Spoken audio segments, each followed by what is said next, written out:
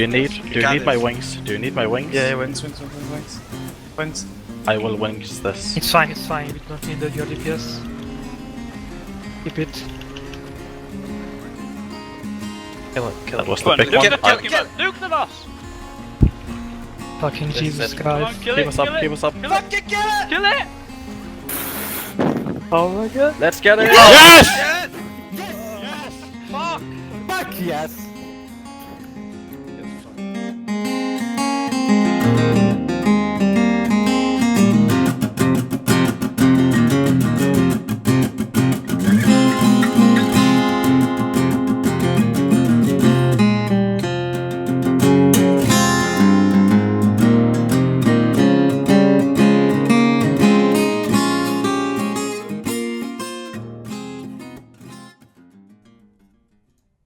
Welcome, everyone.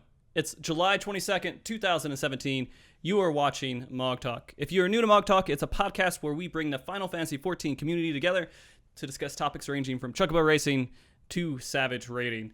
And today, we will be discussing the most recent world race for Delta Savage. To discuss this matter, I brought on two groups. One is the World First winning team. The other is the NA First winning team. And since I'm from North America, I'm going to introduce the NA team first. So, from the team, it's called 0124S from the Stellarium FC. We have with us Roxa, Shindaneko. I tried my best, dude. I'm sorry. Zeppe and Waff. Welcome, guys. Hey guys. Hey. All right. I gotta ask you. Do you feel like you achieved what you set out to do by naming yourselves what you have? No. No, we lost, so... Yeah, Lost to who? Who's Angered. Hello. Angry. Oh, no, I'm not talking about that. I'm talking about your name. Who gives a fuck about that? Oh, the name was Aya's idea. We couldn't think of a name for the group, and Aya sent me a message one night saying, Roxa, I have the best idea for a name for a group, and I tried talking him out of it, and he just wouldn't have it. Oh my god. So...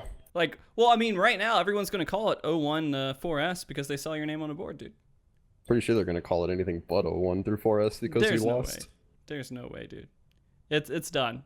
It's set in stone. So, I'm going to introduce the other team here. Here we go. Next are the victors, the ones that these guys are so butthurt right now about losing to, the victors of the Delta Escape Savage Race, but also the previous tier Creator Savage team, Toxic or Honest. From the Angered FC, we have with us Raffter, Rioszz, Vox, and Ayesa. Welcome back, guys. I'm just honest. Yo. Just honest. Come on. Like, I felt bad. Like, come on. You didn't really lose the race. You won. You still got NA first. Does that not mean a lot? I'm sorry.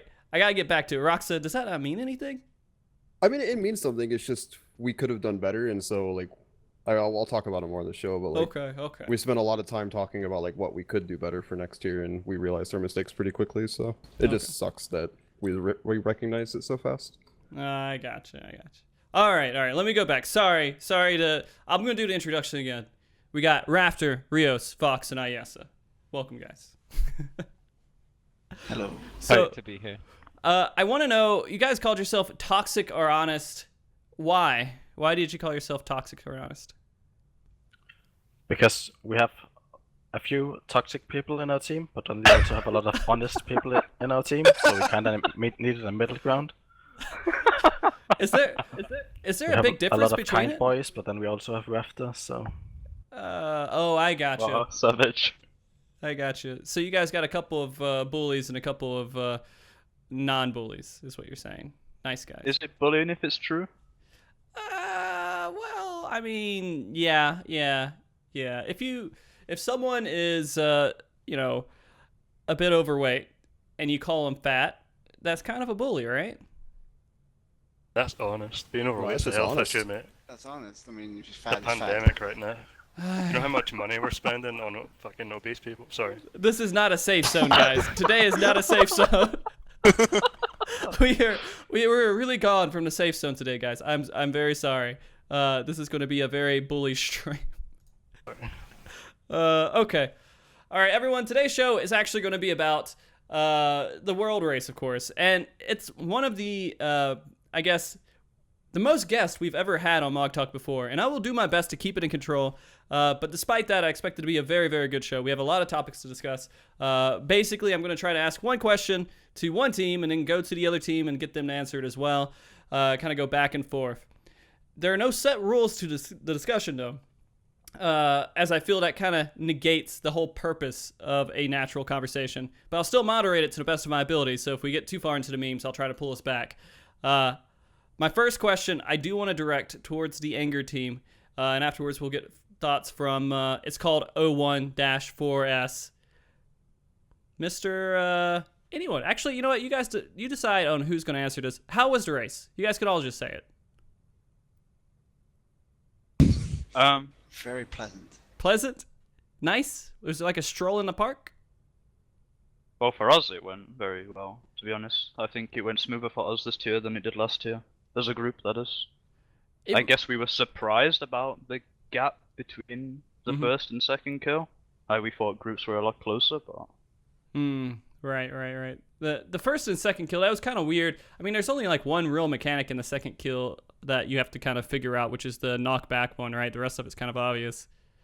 No, we mean like on V4. On V4. Oh, you mean V4? Oh, you mean the difference in time? I'm sorry, I thought you meant the first and second. I was like, okay, but okay. So V4, yeah, there was a large difference there, and we'll get into that in a little bit, because I want to discuss that as well. But did you guys just feel like nothing went wrong for you? That it just kind of went through without any issues? We had a little bit of a slow start because we were having some server issues. We couldn't get Leith into the instance with us for the first turn. After we queued in, he would just be stuck on a black screen, and after 2 minutes it would give him an error message. So we were in there with 7 people. We had, well, before that we even had Quarian like in a queue for like 10 minutes, and then once we finally were able to queue, and Leaf had issues and he had to relog and wait for the queue. So yeah, we were kind of delayed. Yeah. V1. You guys lost V1. How do you feel about that? I mean, it's bad, man. Just bad. We were delayed by 15 minutes and the boss could be one shot, so... Yeah. I mean, that was pretty funny to see that. Like, people just logged in and they cleared it in the very first turn, very first attempt. And so that was just, like, everywhere. There's, like, a handful of teams just that weren't, like, seriously maybe even competing in the race, but they could easily get world first on that one just because they got logged in and they had better stability with the servers. But, you know, shit happens, right? Right? Yeah. Yeah. Okay. I mean, we caught up really nicely though on 2. Yeah, definitely. Okay, so I'm going to ask you guys over here. I'm just going to call you guys Stellarium. Are you guys okay with that? Or are you really against that name? Fine. Okay. All right. How did the race go for you guys? Are you like really upset about it, or you feel kind of good about it? I feel pretty good about it considering it was like our first tier doing prog like as a group, and it was first tier doing like hardcore prog for a few people. Especially without the support of like any kind of major NAFC. And you guys, go ahead. No, I was just going to say that, yeah, that's pretty insane not having the support of a major FC and doing as well as you guys did. I was just going to add on to that, really. No, I mean, like, I had a lot of the infrastructure set up for crafting and things like that, so it wasn't too bad, but, I mean, I'm pretty happy overall. It's just the whole, like, thing sitting behind in the back of my mind knowing that we could have done better, so it's just we have to fix a few things and then just go into 4.1 pretty strong, hopefully. Right. Are you guys going to stay together for 4.1? You guys going to have some drama? No. Okay. We're all friends there. Yeah. Power of friendship, man. Yeah. You guys work together, you guys laugh, you guys have fun, you're not at each other's throat. Like, this is your fault that we lost this, right? Nothing like that, right? No, nothing like that. We're somewhat content with the results, so... Alright, cool. How long have you guys been together with that roster of 8 that you have? Because I know a lot of people were in and out of Delete Monk and stuff. So the only 3 people left from Delete Monk were me, Aya, and Raimi, and then the other 5 were brand new. I had played with Waffy, obviously, and Midas in Creator Progression. I rated in Midas with Zeppe, so I pulled those 2 and I knew, what they were capable of. And then Shindaneko and Phantom and Prolium were unknowns, and, out of all the people that we were trialing, they performed the best, so, they got in. So how long were you a team? Like a month or 2 months? Yeah. About 2 months. Maybe not even that, actually, probably a month only. Yeah, I think it's a month. We started like May or something. Yeah. Mid-May. And then there was, a huge content lull, so we didn't actually get a whole lot of time to raid together other than like extreme primals, which were pretty much a joke and don't really teach you much anyway. Did you guys speedrun those primals?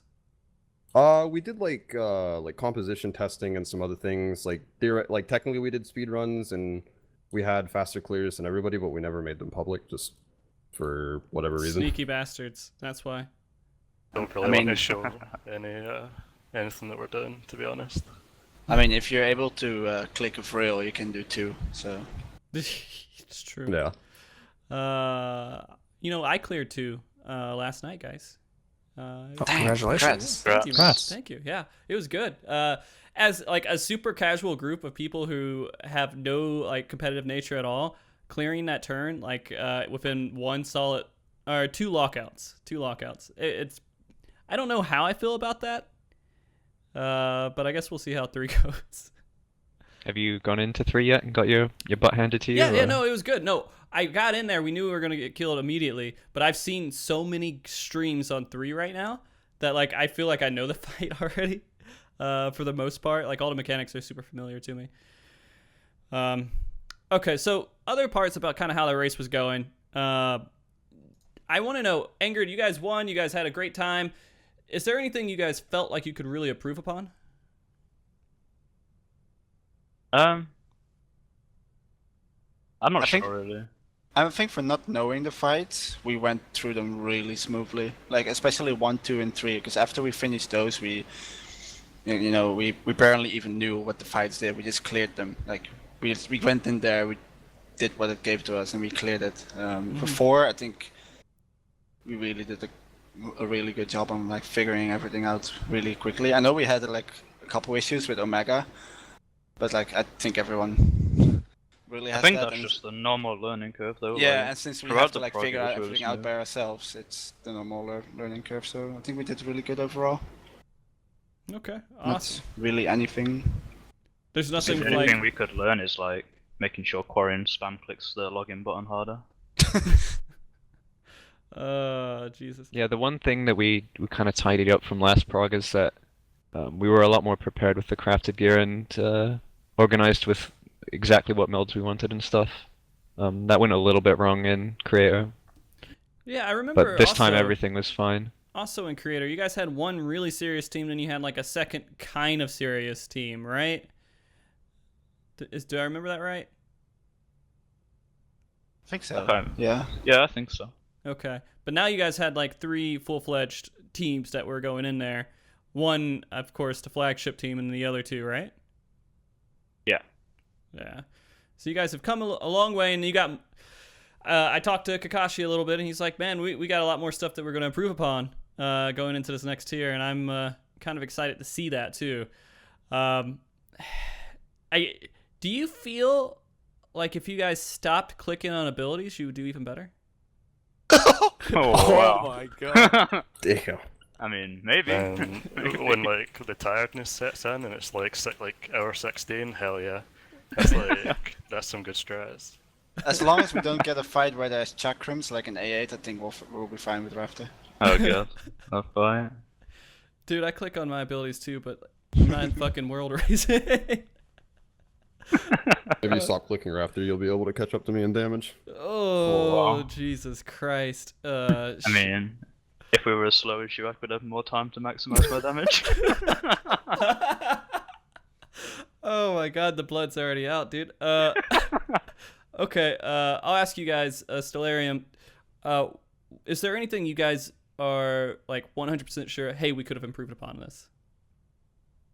Oh yeah, definitely. Yeah. It's like as soon as we cleared, we were like, oh man, really should have made use of all the stuff they set up beforehand.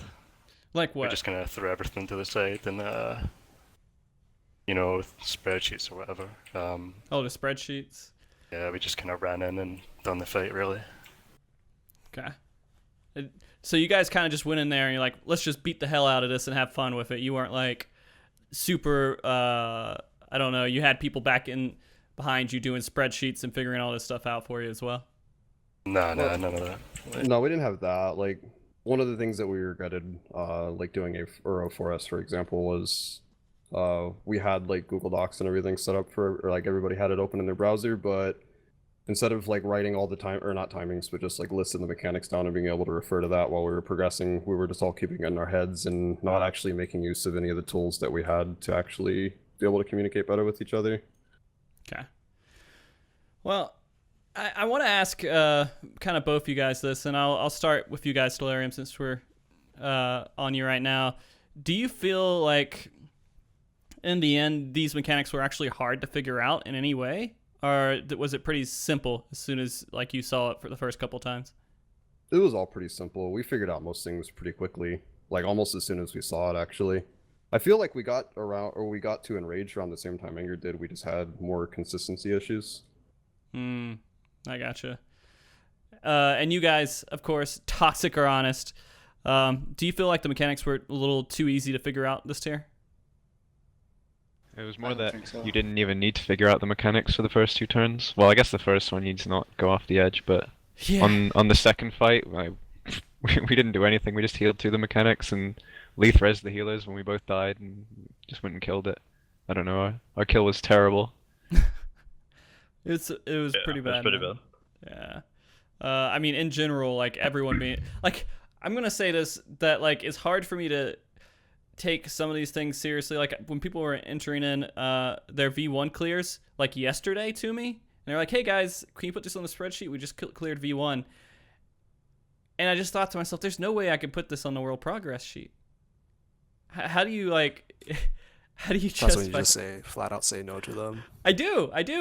I actually made it to where only 04 could come in now, and I'm gonna have to end this sheet at some point. But like, do you hate casuals, Frosty? Or? I don't hate casuals, but it's called the World Race tracker sheet thing, right? Not the. They're just doing it at their own pace, man. It's their $15 a month. Yeah, but do you pay their sub? Who's paying? Are they paying me? Okay. So maybe some of them are. Have a subscription button, right? So. Oh yeah, maybe. That's true. If they are, hey, if you guys sub to me, I'll put you on the list. I'll make sure to do that for next time. Oh Jesus Christ! Because you guys are gonna be so far behind Stellarium, right? You're gonna need to pay to win. Yeah, maybe that's the edge.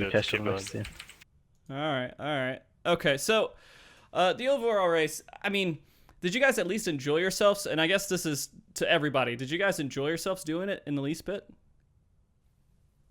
Yeah, this was a really good tier. Like, I thought even though it only took less than a day, how many hours? Like 18 hours we were awake. Mm-hmm. It was still a pretty good day. Like, a lot of adrenaline from all the kills coming in so fast and stuff. Like, yeah, it helps you keep going, like, especially into the early night time. Especially the transition phase in V4. I think that was probably the best moment for most of us. Oh yeah, like definitely. Seeing that for the first time. I even put a video on my YouTube for everyone to see. Like, that's like, and then the reactions to us seeing that was pretty cool. And then realizing after that like after dying that you start over, like in that phase, you know, the checkpoint.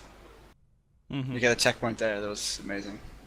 Yeah. If anything Square did right this tier, it was that transition. Yeah. It was really good. Stellarium, you guys enjoyed it too? You guys had a good time at least doing it and going through the race? I enjoyed it all the way up until the threat drops. The last fight was pretty bad. Like, I don't know. I thought this tier was pretty weak.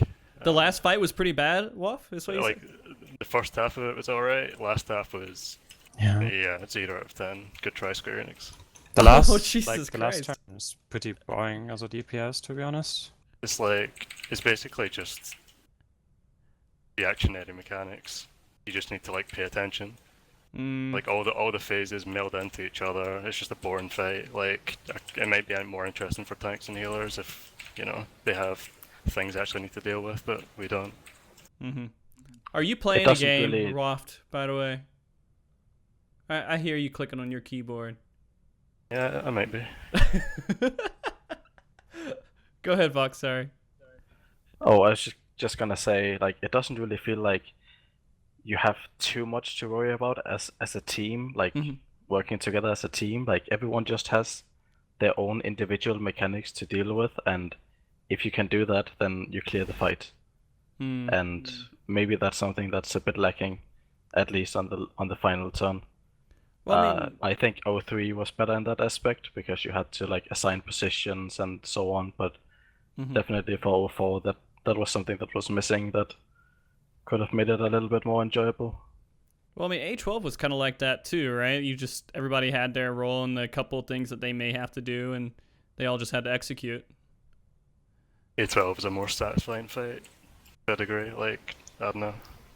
Really? Yeah, I mean, also after like 50% into the fight at the Grand Cross Omega, there's nothing new in the fight. It's literally just a repeat of phase 1. So I don't know. I think it's missing something at the end. It felt like a half-finished fight to me. Like, yeah, it feels like they had idea, like especially the Enrage. We seen the like the small punch in Rage. Like we seen it, I was like, oh, it's Super Joe, and then we seen it continuously go, and it's like, there's no way this would be the rest of the fight. It has to be like a warm-up thing. After 19 minutes, yeah, they have to have something else. It's pretty, yeah, it's not that great. I got you. All right, we'll get more into the content discussion a little bit later. I feel like we dove a little bit into that. But, I mean, that's kind of sad to hear. I was hoping to hear more positive things there. But then again, go ahead. I have nothing negative to say about it at all. I love it. Okay. Rioszz loves it. There we go, guys. Top memer. He loves the content. Okay. I think 04 is great. I really like what I did with it. Yeah. That's probably just my taste. Maybe I'm just bad. You're bad at enjoying that's things, obvious dude. because you lost the world first. So. Shots fired again. I'm just kidding, man. Fucking Rioszz, dude. You're gonna get like beat up after the show. All Waff's right. got some muscles. I'd watch out. Yeah, watch out for me. I'm a big boy. Oh Jesus, what kind of show are we turning into? Okay, so a lot of people, we'll go into this section here. A lot of people are curious about the prep work that goes into doing a world race and being serious about it. And there's a couple of different factors to it. In game, there's out of game, there's lots of different things. Angerd, if you guys could tell me, like, what kind of prep work do people need to know that you do in the game when doing world first racing? I guess you need to build synergy with your team. I mean, for us, it was pretty good because 7 of the players remained from the previous tier. It was only Quarian adjusting to the melee role and me and Voxland to tank with each other. But, I mean, for us, that went pretty smooth, I think. But group synergy is really important, I would say. Okay. You know, you were telling me that you guys were kind of criticized a little bit because you didn't do a lot of speed running before the race. Do you think that was equating to lack of maybe practice and synergy that you could have built up while doing that? I think it's more we started the speed killing late, and then because the diadem like completely messed it over, then it didn't stop us from speed killing. You just didn't see it on FF logs. Like we still carried on trying to do some certain things, but. So you guys, both the teams here, were like, we're gonna kill stuff, but we're not gonna put it on FF logs. Well, I think we definitely did some speed because like we went pretty hard on 8-10, but like for the other turns, I think most of us also like didn't really want to bother with it because like you know Astro cards, it's just 8. Like waiting for the RNG. It's just really 8. I think every single speed group doesn't like the Astro fact in there. I love balance. I don't know what you're talking about, dude. Shut the fuck up, bro. Jesus. But you guys have Kiona that managed to draw like 1 billion balances out of us every 2 minutes, and then Elias like That's still like stood Kyo's there day, trying right? to pull them. Man. Okay, so on that note too, you guys from Stellarium here are kind of known as Delete Monk for speedrunning. You guys were at the top of a lot of speedrunning boards. Do you feel like that helped you guys kind of with the race, getting that synergy that they were talking about? Not particularly, because like I said before, only 3 people from Delete Monk actually transitioned into this Prague team. So you had the synergy between me and Aya, and then we picked up Shindaneko pretty early. So he got used to playing with Raimi, so I think that was pretty good. But, you know, all 4 of our DPS were changed out. So they had no idea how to play around, or like how the tanks and healers really played with each other in like a progression kind of environment. They didn't do speed killing with us, so it was kind of new. They started to see how we played really during primals and things like that, and one of our players actually like didn't understand how me and Aya tanked together, and was constantly like devaluing like threat reduction skills and things like that. So that was one thing that he had to get adjusted to. Okay. Did you guys have arguments about that? Was there drama? No, there wasn't arguments. It was drama. It was me saying how this is how it is, and you need to do this. Damn, put your foot down, dude. So, yeah.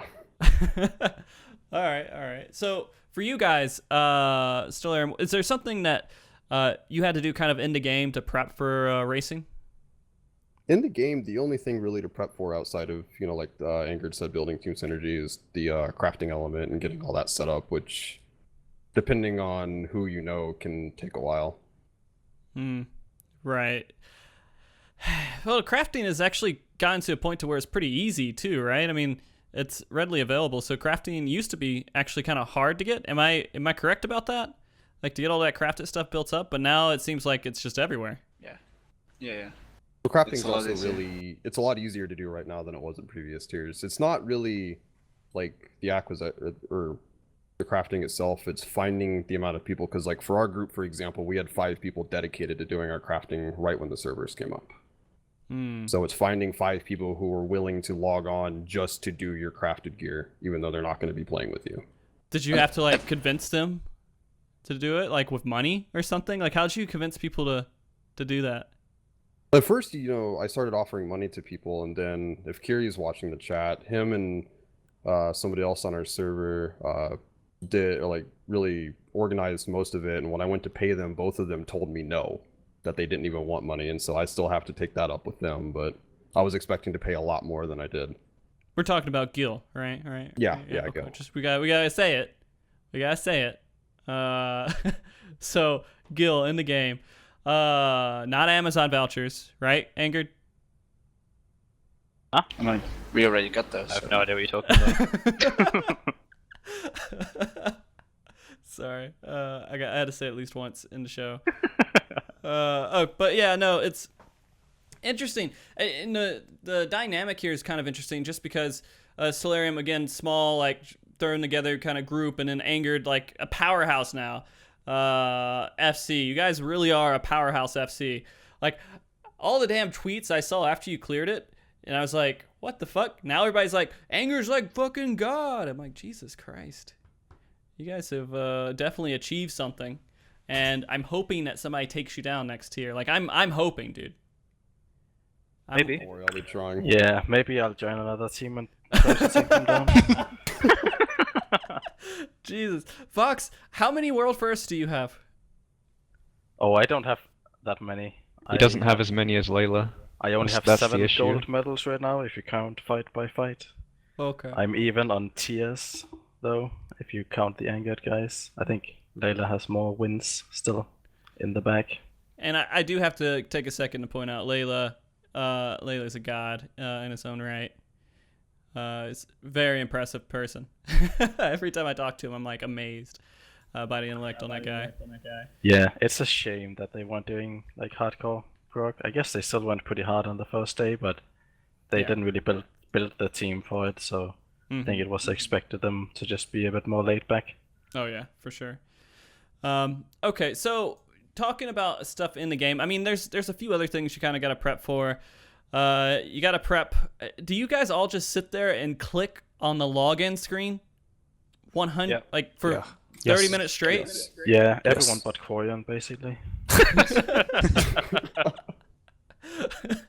So you guys, like, how soon do you prep that? Do you like say maybe the servers will come up early? I mean, you're probably sitting there for like people are start mentioning it at like half an hour until the server's up. Like start actually clicking the button once in a while, and then as you get closer, you increase the speed of your clicks. Jesus, dude. We were all together on TeamSpeak anyway. probably like 2 hours before the servers came up, just to look at the data mined gear stats and stuff like that, planning our melds, like spreadsheets and stuff like that. Yeah, that's like final preparation, last. And talking about the job changes as well. If we were going to have to change our comp. Do you feel like you seen those changes that you're like actually considering changing what you plan to go in with at first? We didn't change anything, but the prospect was there that we would have changed our comp if something significant had happened. Okay. I didn't actually see a lot of the, like when I was looking at the clears, I didn't pay attention as much to the comps that the teams had. Do you feel like a lot of the teams had a consistent comp that were clearing it that you guys knew of? No? I hear Waff laughing. Okay, Waff, tell me. Well, we had the Scholar White Mage pain train that no one else seemed to follow. Oh, Jesus. Do you feel like it definitely didn't pay off to try to go with Scholar White Mage? I don't know, I'm not a healer. I think I'm the white mage, but the healers didn't have much issue, so it didn't have much of an impact, honestly. Okay.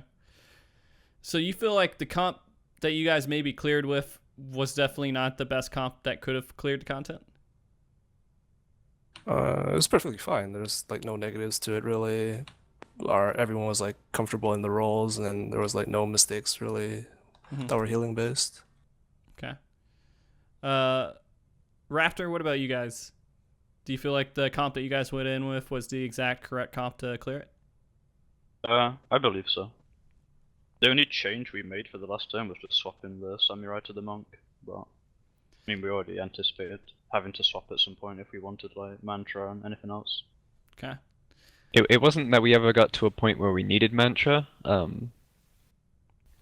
Morgante swapped pretty early, like even in the first phase of the fight before we got to Neo X Death. He decided that he was just going to try the monk, and it seemed to work out well. And then when we got to the second phase, there's no positionals, so I mean the monk wet dream right there. Right. Okay. So going past that a little bit, you're not really just planning things for in game. There's a lot of stuff in real life that you got to plan for, and I'm gonna ask this question that was posed to me actually before the show, because it's kind of relevant. Did anyone have their neighbors or anyone call the cops to check if they're okay?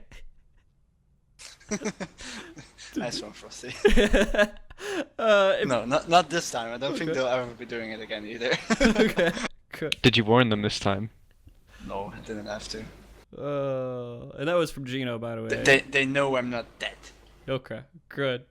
That's hilarious. And if it happens, they'll probably figure out like a couple of years later because the stink will start to come out.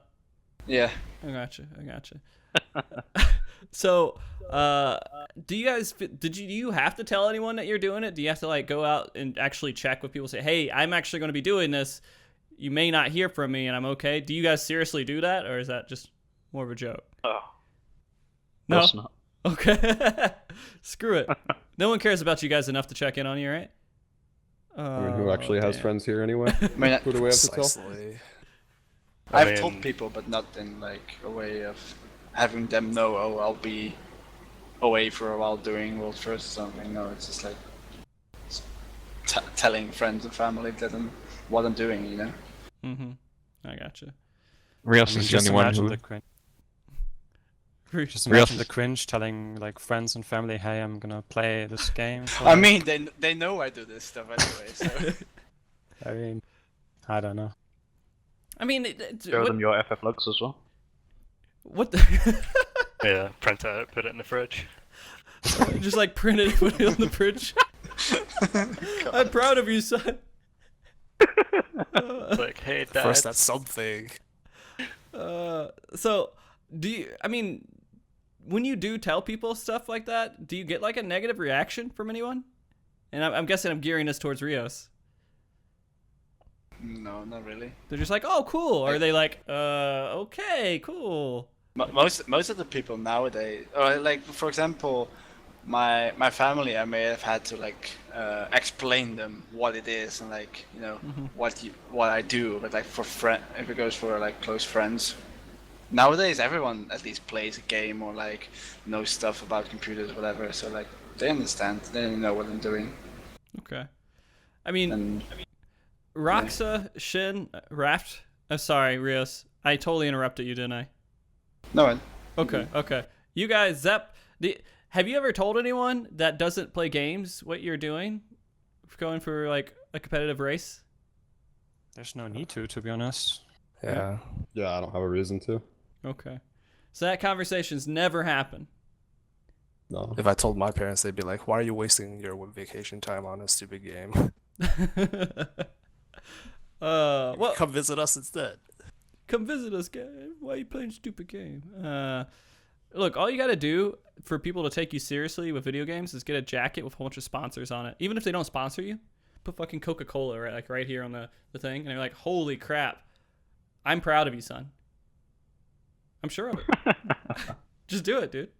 That's how I can get my mom to be proud of me for once.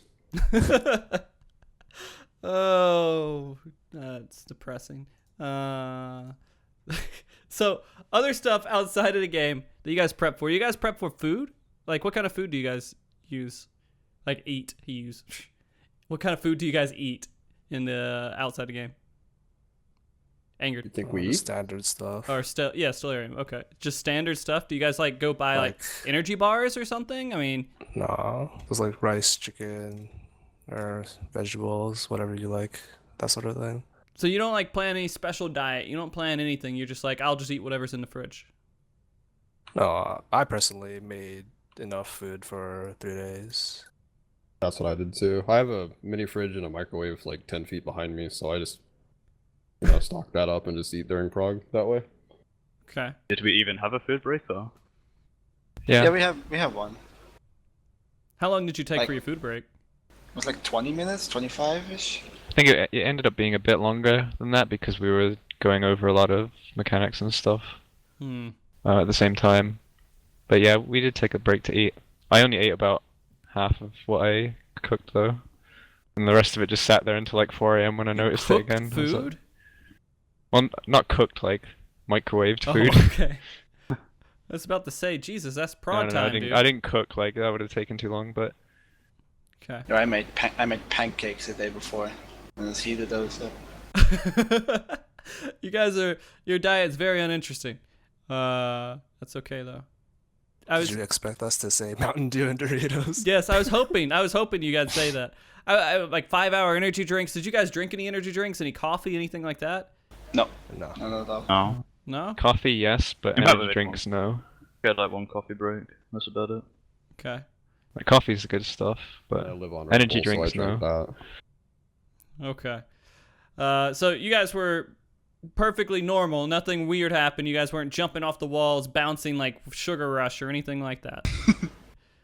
Oh my god. All right. So maybe Corian. He was necking Red Bulls all day. Necking Red Bulls. Was he? Yeah.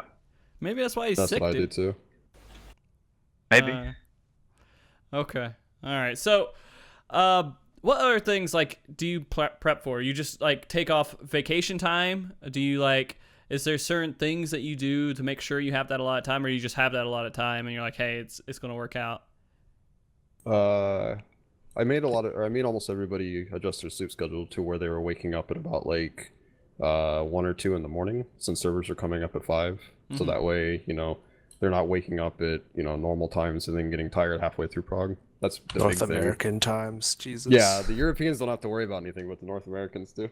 Well, we had to change as well. I was waking up at 1 AM to raid with you guys. Fair. That's true. Okay. So you guys at North American team had to kind of adjust your sleep schedule. How long did it take you to do that? I don't know how long it took everybody else. I'm always on shit sleep schedules to begin with. So like a week before prog started, I was already like, I'm on a prog schedule, so I'm just going to stay this way anyway. Nice. But I think it probably took everybody else about 2 or 3 days. It only takes me 1 day to do it. I don't know, Way dude. too unhealthy for that. Okay.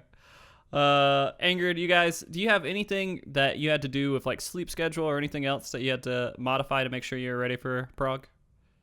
I mean, sleep was one big thing. I think most of us were used to sleeping at like 6 a.m. normally, so we had to turn it back a bit. Oh, okay. So you guys actually had to get a normal sleep schedule. Yeah. Unlucky. Talk for yourself, Raffter. you usually go to sleep at like 2 p.m. Jesus, dude. Yeah, I mean, the sleep thing's really important because the first day you're pushing the long hours. Mm-hmm. At least in these kind of progs when you expect it's probably going to die in 1 or 2 days. Now, I predicted this was going to be a 24-hour race, and I feel pretty good about that prediction because it was way under a 24-hour race. I mean, in this kind of mindset, you don't even, if you have like a job, you don't have to plan off even work except for like a day. You like, hey, I'm not going to go, I have to take 1 day off, and then you can clear Prague. All right?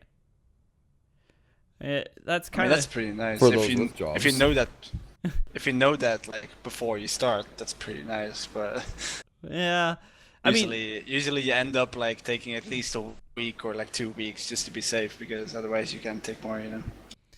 And it's funny because like we've been in this like downslope.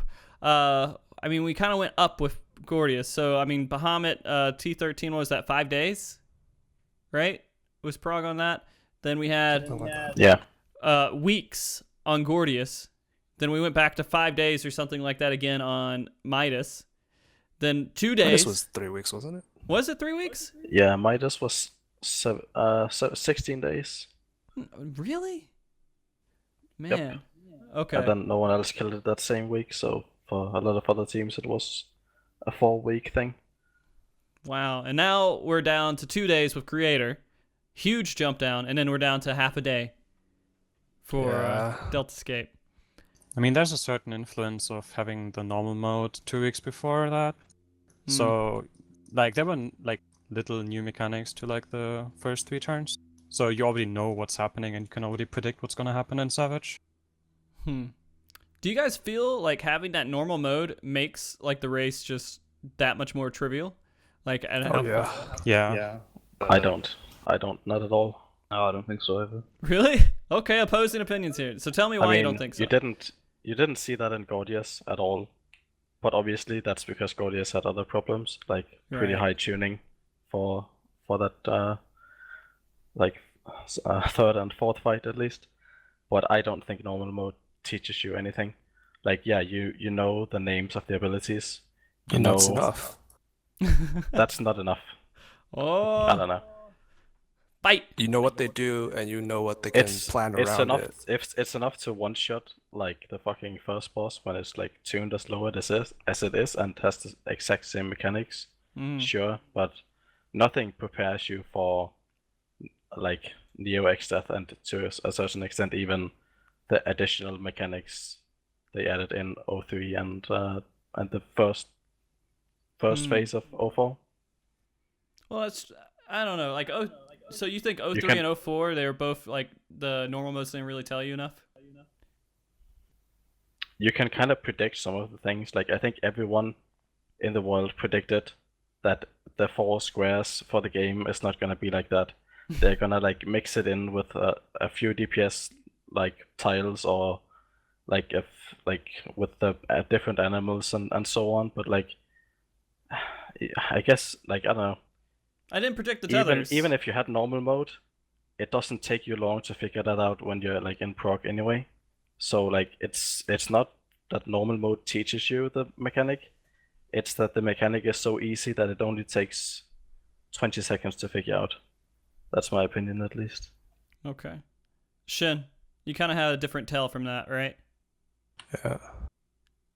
I felt like because of the normal mode, we know that they create savage modes first, and they would scale it down to normal for, casuals to beat for the story or whatever. And with that mindset, or my mindset for it was that we would fill in the gaps for whatever mechanic they could possibly make to make it harder.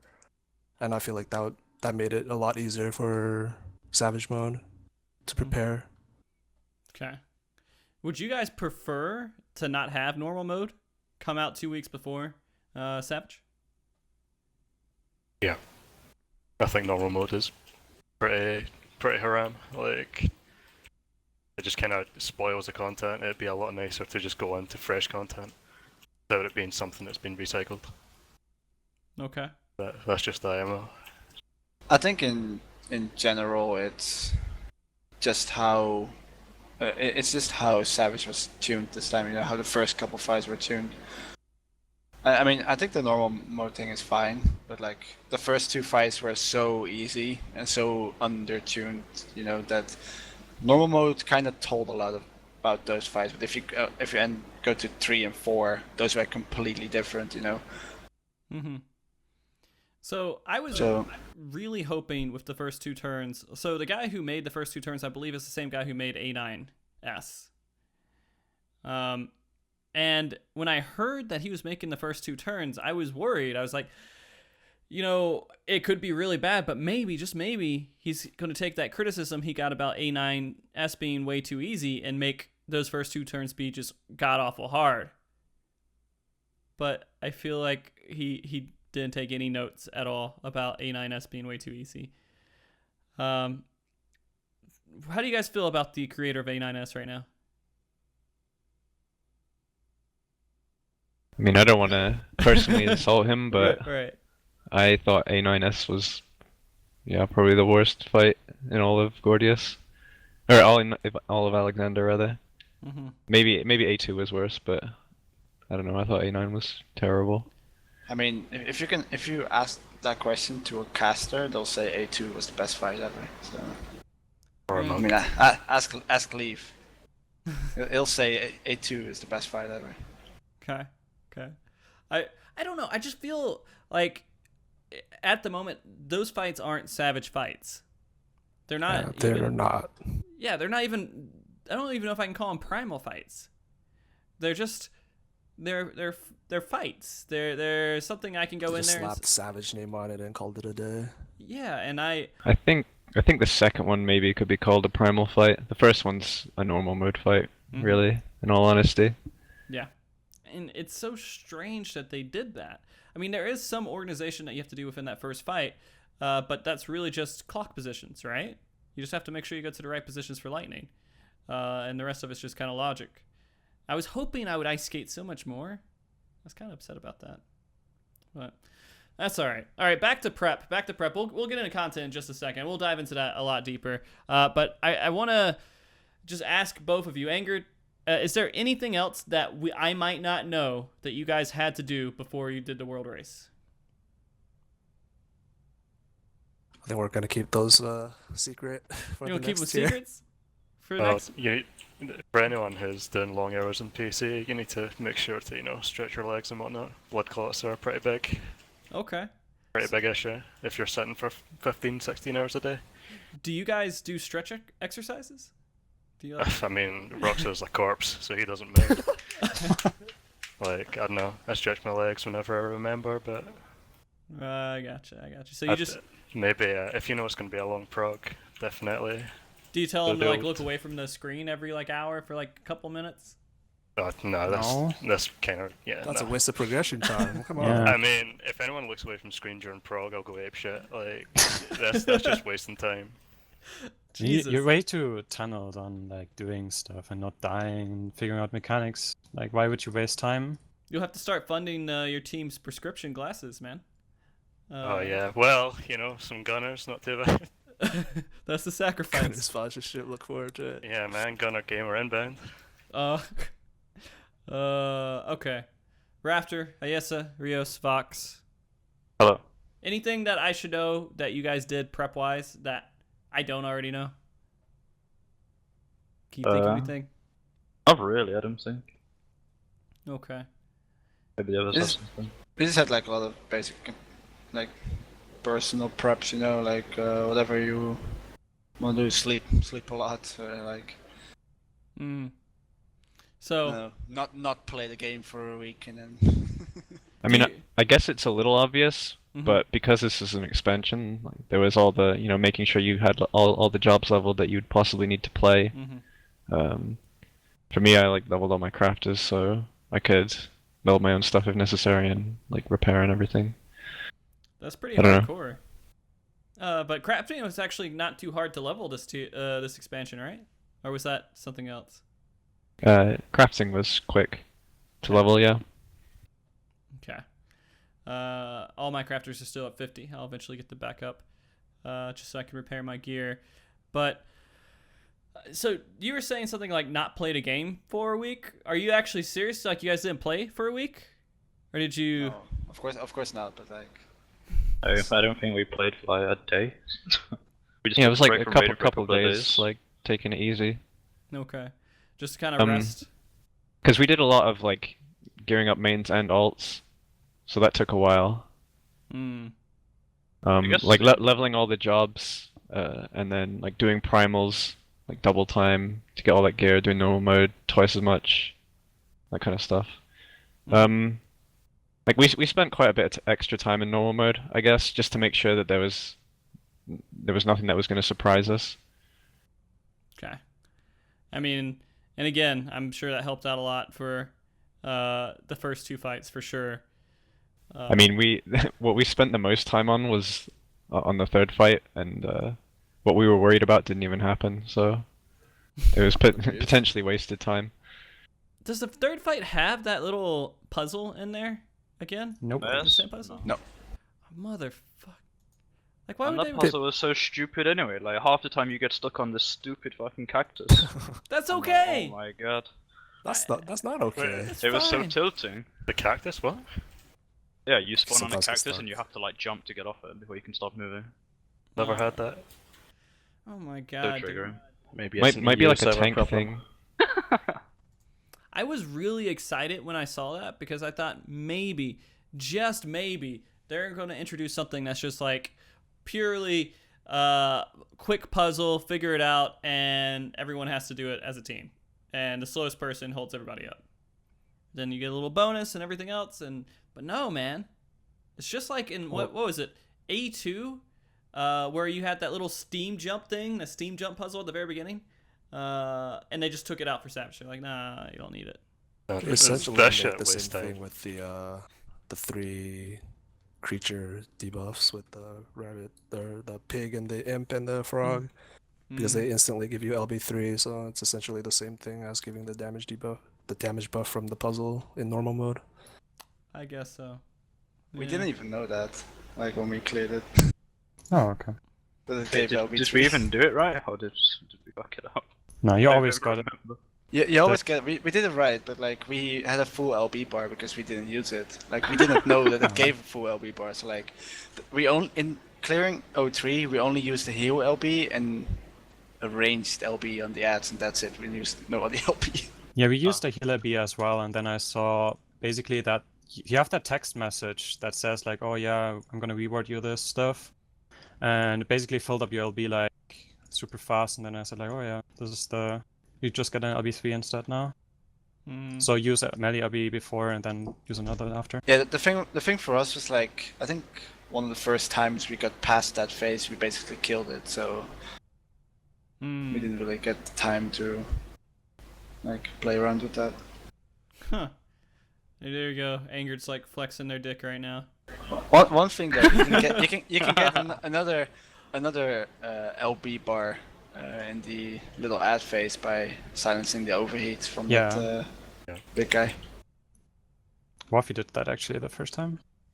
Yeah, I seen that boy cast and I was like, no you don't. I think Quarian did it purely by accident. He did it by accident. Yeah, it does line up quite well, yeah. All right, let's step back. Let's go through these turns one at a time here. We'll get back to 3 here and finish up that. But I kind of want to talk again about. I mean, we spoke on it a little bit with the first turn being like completely easy, one shot. Do you guys even remember what the mechanics were, really, for that? No. No. And that time was just garbage, honestly. Like, what were they thinking? I mean, we went back in there on alts yesterday. Mm-hmm. And yeah, it's basically just normal mode, isn't it, without the walls, and like he hits the tank a bit harder. Yeah. I mean, the other thing that they add in there, I think, is just a pattern with the mechanics. I think the positioning of the boss matters a little bit because it has that clamp or whatever and you got to make sure the clamp's not hitting the party. Has the clamp that goes like through the middle of the room. Mm-hmm. If you're not careful. Yeah, but there's nothing really challenging about that fight at all. So definitely not a good start to that tier. I'm trying to think, what fight had a really good start to the tier? Do you think that A5S was maybe the best one? I said A5S just because that was my favorite one. But what's like your favorite difficulty start to a tier? So, I liked A1. A1? A1 was pretty good to weed out the people who didn't know how to play the game properly. Yeah, And Faust there. Oh, yeah, that was cool. But A5 was probably the most fun, I think. A5 was like the new mechanics with the gorilla and punching the bombs, all that kind of stuff. That was alright. That was like a nice introduction. That whole tier was really good though. It also took longer than a lot of the first fights recently, at least. It took way longer than A9, and I believe it also took a few hours longer than A1 to kill. So yeah, that's definitely also my favorite. It had a lot of interesting mechanics. And it was a fun fight. Like, you went in there and you're like, I'm having fun with this. This isn't just like a quick DPS check or a healer check or whatever else.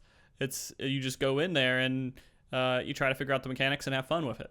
I'm pretty sure. Did I hit Enrage on that fight? I may have hit Enrage on that fight. I hit Enrage on a lot of fights, guys. But A5, I don't know. For some reason, it felt like that went perfectly. And I don't know why they would pull the developer that was working on that off the team and then put in A9. I can't think of that at all. That has to be a question I got to ask Yoshida next time I have a interview with him. Okay, so this whole O1S, completely boring. You guys didn't have any fun. Do you guys feel like the boss was at all intriguing? Or like, oh, look, a dragon snake thing? Yeah, I like it was the just race mostly, it's a FF5 reference, and then we kind of moved on, I think. And after being stuck in like brown rooms, like goblins and stuff, I'll take anything that's colorful. Like, it wasn't too bad. Okay.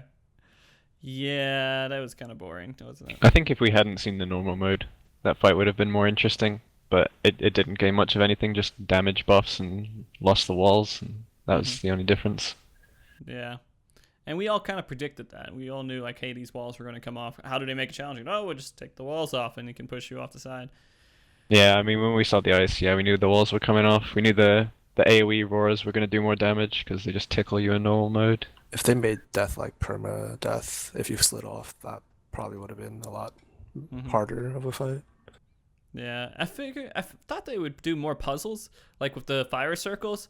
Like, you would have to find out where a safe spot to slide into was, and it like wouldn't be the same every single time. I mean, there was one different pattern, right, where you get like the T shape of orbs or something, and you have to go to the one point at the side to survive. Oh yeah, I mean they mixed up one pattern, I think. Yeah, and there was. But like yeah, one that's safe... it. Yeah. And it wasn't even like difficult. Like, it was like almost half the arena was safe. I felt like maybe I'm not remembering that right. Again, I barely remember it too, which is very, very sad. So we'll close the book on that one and we'll go straight to O2S, because this is the one that like introduced because this is their big thing. They're like, hey, this expansion, we're adding an extra button that you have to click, and it does an extra mechanic. And I think this was something that a lot of players were requesting of Square Enix, kind of off on various little questions. It's like, hey, is there more like interactive fights that we could have? And this is their answer to it.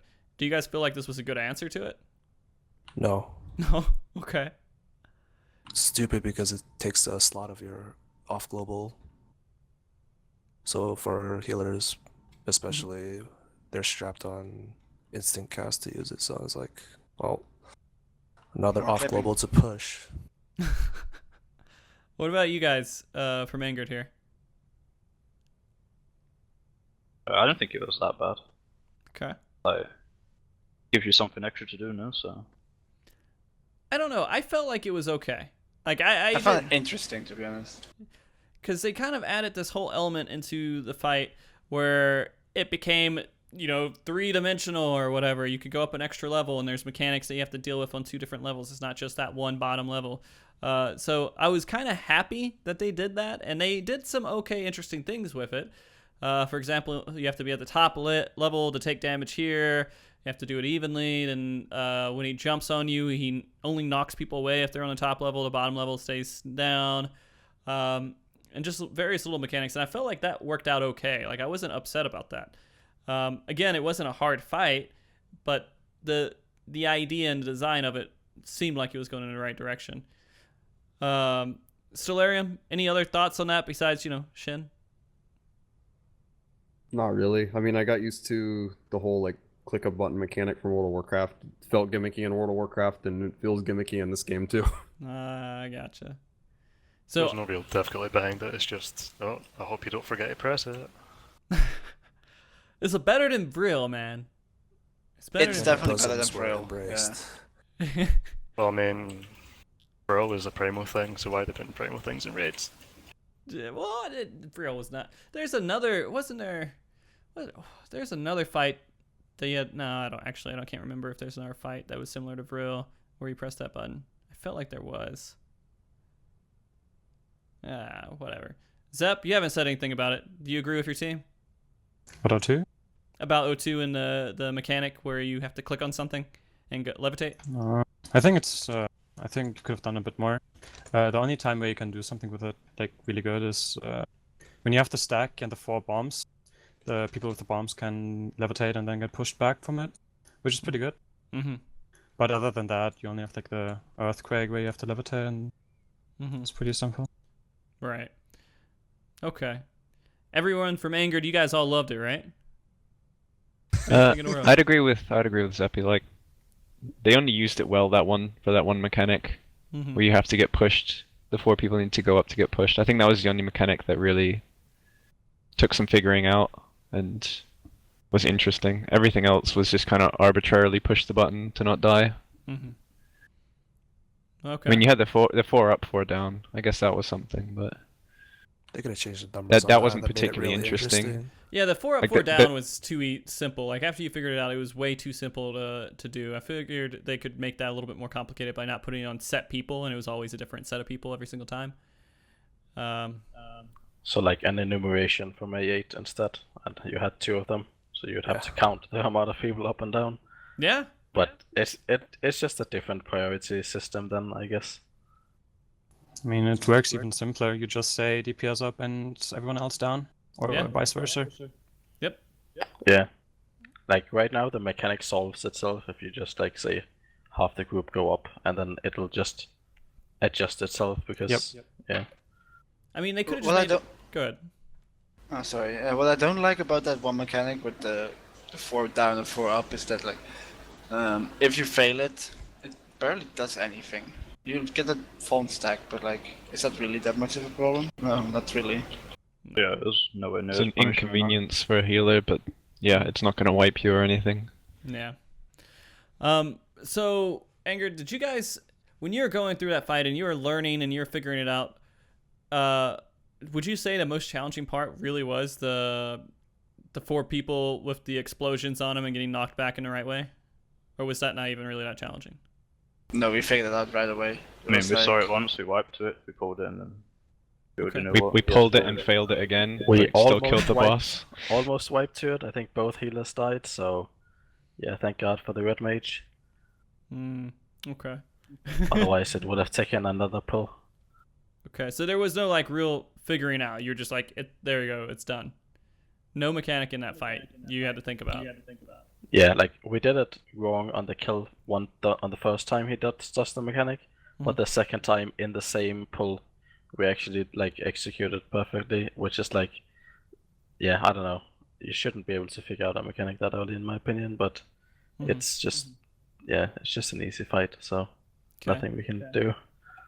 Stellarium, was there even like a half of a second there where like, hey, we need to stop and talk about this, or were you guys like, we just know? No, we figured it out. Like, did we even wipe to it? Yeah, we had a 0.1% wipe. Oh yeah, we embraced. Oh yeah. We kept a shit run going so we could see mechanics, and it was like, oh wait.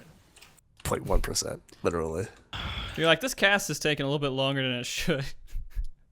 Then he does the enrage. What does he do when he enrages? cast, and then he I think it's kills you. gravitational wave. Yeah, it's a just long cast on kills wave. you. Yeah.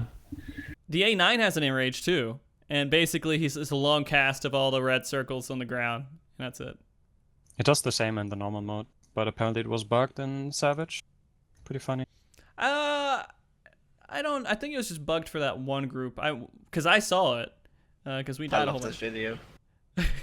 that little clip on Reddit, I love that. That's like if you look at the people, Yeah. freaking boss stuffing, white mage standing there. Don't gotta heal. Don't Should gotta I do heal, guys? Oh, Jesus. Okay. All right, let's go on to turn 3 here. I want to talk about this one. This is the one that we were talking about a good bit earlier. That same question to you guys, Anger. Do you guys feel like there was a mechanic in there that you had to take a second, stop, and say, hey, we need to figure out how to do this? Probably the tethers, right? Like that's the. It was like figuring out who That was the can hardest get mechanic. tethered to who, and then we saw like healers and tanks. At first we had like an issue with those status, I think, that we didn't directly know how to break them. I don't think that took that we were- long. It took that long, no. But like, when we first saw, we didn't really know how to break them, because like, people ran Oh, kind I of didn't mean the far. Rioszz, but yeah. Hmm. I meant the like the ghosts that spawn and give Oh, those. people a Oh, tether. near the end. Yeah, okay. Yeah, I think we wiped to that, and then Quarian was like explaining it to everyone like instantly after. He figured it out pretty quick. Yeah, but that was really the only time we had to like stop and like talk about a mechanic. the maybe. library panels we had to talk about for a bit. That kind of phase. Oh yeah. With Organizing who goes where. Villains and stuff. Yeah. Talking about who takes the vulnerability buffs and stuff. All right. And was that pretty much it? I guess so. Yeah, I don't think there was anything else that was that difficult. Okay. Solarian, did you guys run into the kind of the same issues? Pretty much exact same issues as them. I think the physical and magical, we actually kind of just winged that. Like, not winged, but we did that really fast, like after one try. Because like we knew that there was physical damage, and as we saw, like 4 physical individual markers and 4 books, and then 2 stacks. We just figured that, okay, I have to do that, like spread it, and then it's done. I think half of us were confused as to which did which. That was his Raffter. Yeah, well, okay, Raffter. One person was confused about which buff did which. No, we just looked at the names actually from the damage you get from the stack and from the individual markers. Rafter's then too we said busy that- clicking on his skills to kind of look at it. Oh god. Sorry, I saw it there. Okay. Wait, you actually click your skills, what? You don't know You that? didn't know? He Oh, clicks the- Dark Arts, I think, and his other OG CDs. Disgusting. Why? It's so easy. I mean, like GCT is like 10 years long. Like, you don't need keybinds for this game. It's true. It's true. I click my skills too, dude. And I beat O2S the other day, so. Yeah, world first. Hey, dude, we had a warrior in our group. World first warrior. So fuck you. Wow. Do you guys feel like, just real quick tangent on that, do you guys feel like warrior is still pretty bad right now to go into progression, or is it it's okay now? Nah, they're fine. Just not better than Dark Knight Paladin for blind proc. Yeah, I don't think it's good going in with Warrior blind right now. I put in the Dark class Arts is has way fine. too much utility for the party right now. I gotcha. Yeah, and it's weird because this is like Bizarro world in comparison to what was happening in 3.x. People got made fun of with Dark Knight Paladin groups. But okay, so I want to know. I feel like if I'm gonna ask you guys Stellarium about if you enjoyed V3, you guys are gonna be like, nah, it sucked. No, I liked it. No, I V3 liked was O3 probably actually the a best lot. fight. Okay. Okay, so you guys feel like it was the best fight. Okay, I feel better now.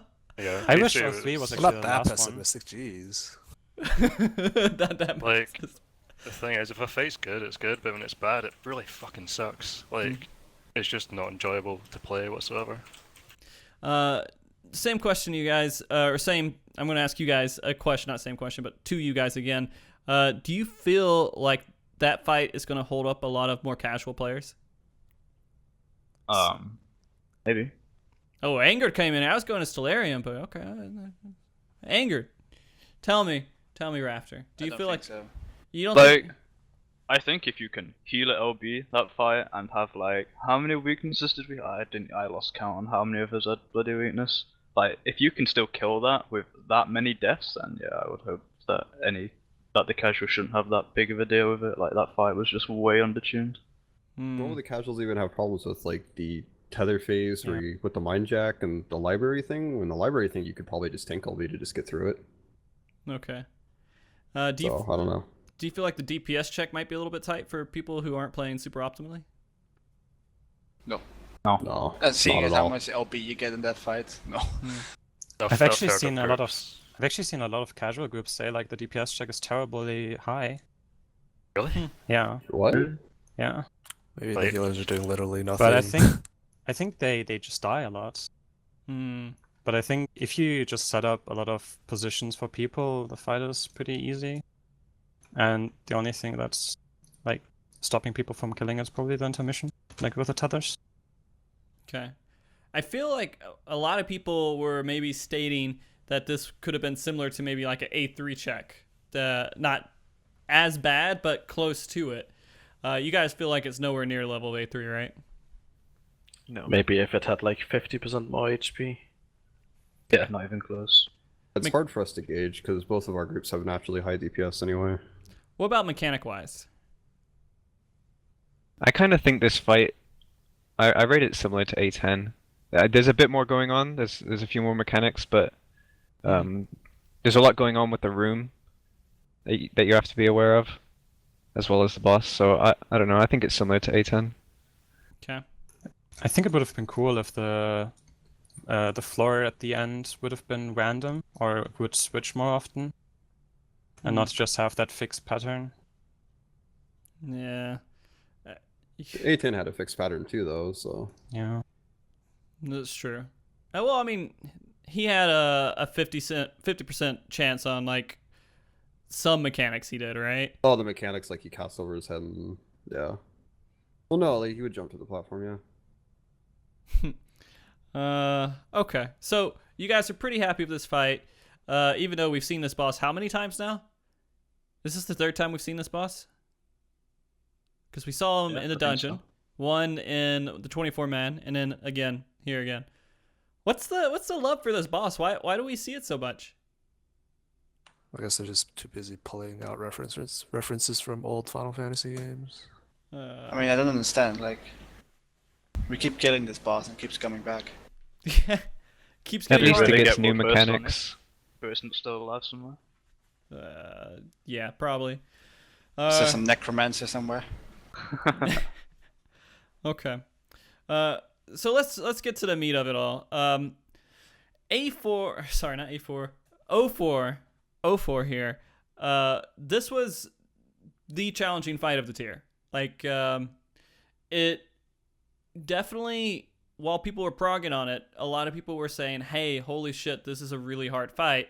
Now that you guys are done with it, do you guys still feel like, hey, this is kind of a hard fight, or you're like, no, this is stupid easy? I think it's easy after you learn it. I mean, I actually have to like say it different. I think progging the fight, like learning the mechanics, doing them, figuring them out is fun, especially like Alpha, Delta, and Omega. After you know the mechanics, I think that's when it turns boring, at least for me as a bard. Okay. I mean, I gotta ask this just because I haven't done it. Do you feel like this fight is going to be one of those fights where eventually your DPS will be so good that the fight's trivial? No. Okay. Because the hard part happens at about 50%. Okay. So no matter what, this fight is actually going to seem like you have really good DPS. You still have to do the mechanics. It doesn't become like a complete laughing fest. Okay, because that pissed me off with A12. That made me so angry that you could skip like the hardest part of the fight at the very end just by doing good DPS. You still have to do the mechanics of like the combinations Delta, Alpha, Omega, and if you don't do them correct, you could get pushed off, or the elegant field dies and it goes off, etc., etc. Right. Could be a tank LB cheese that we don't know of yet.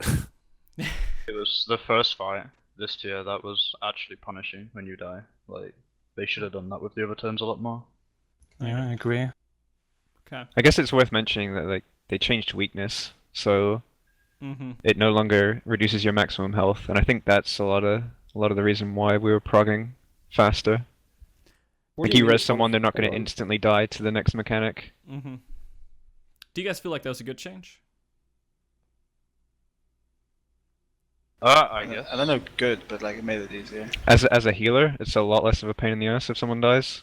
I mean, it depends. Like, if they tuned Enrages properly to top level player DPS at that gear level, then it's forcing you to play perfect. Because this new weakness is more detrimental to your damage if you die than the old one. Right. Yeah. I mean, that's the only thing it hurts is your damage. Yeah, exactly.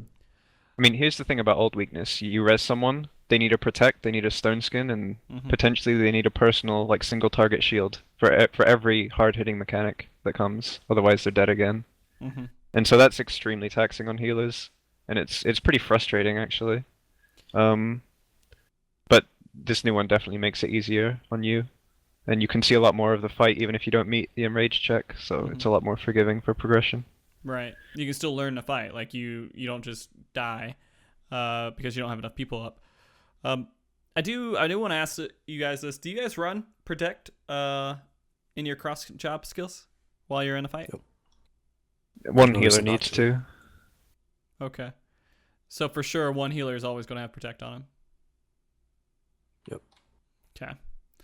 All right. So I do want to ask about one of the most notable things about this fight.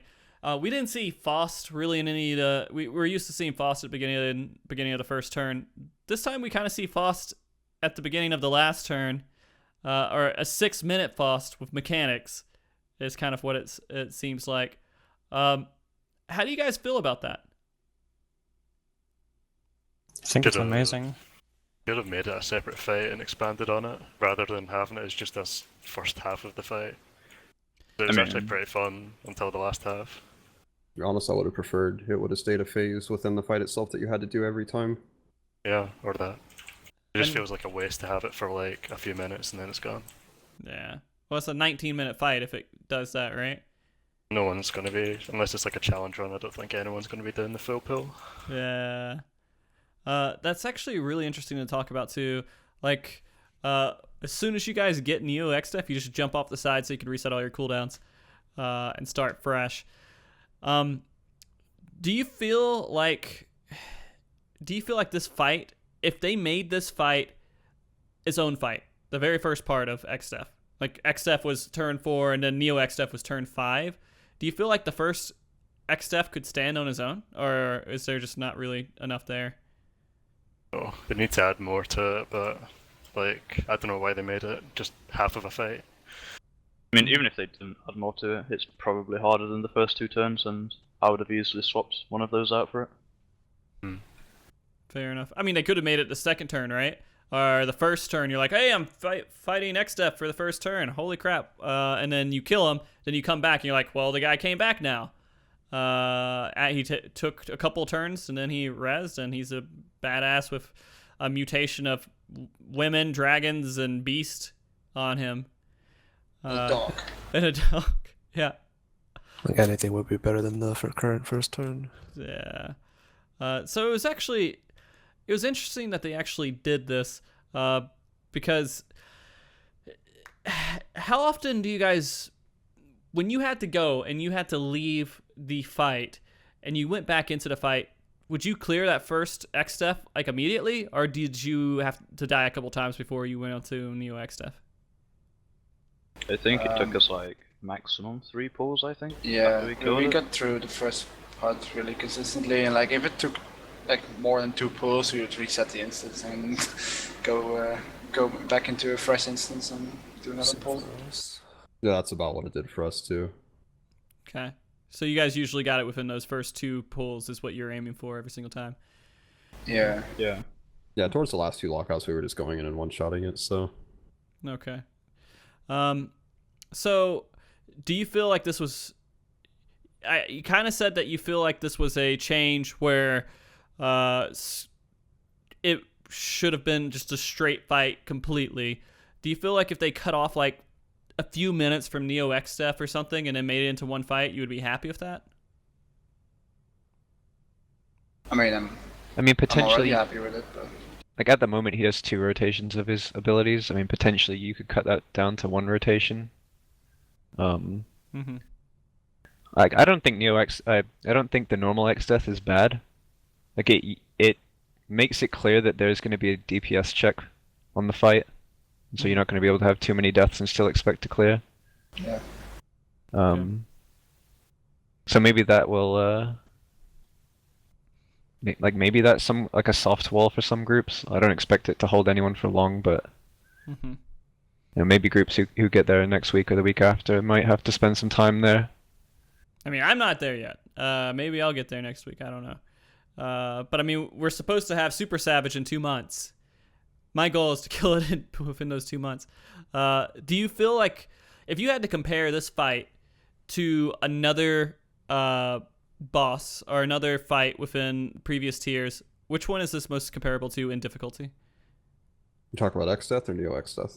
The whole fight in general, like they'll just combined together. Like, how do you feel like it compares to like 8S or a 12S or like a 3S? If you had to compare it to just difficulty wise.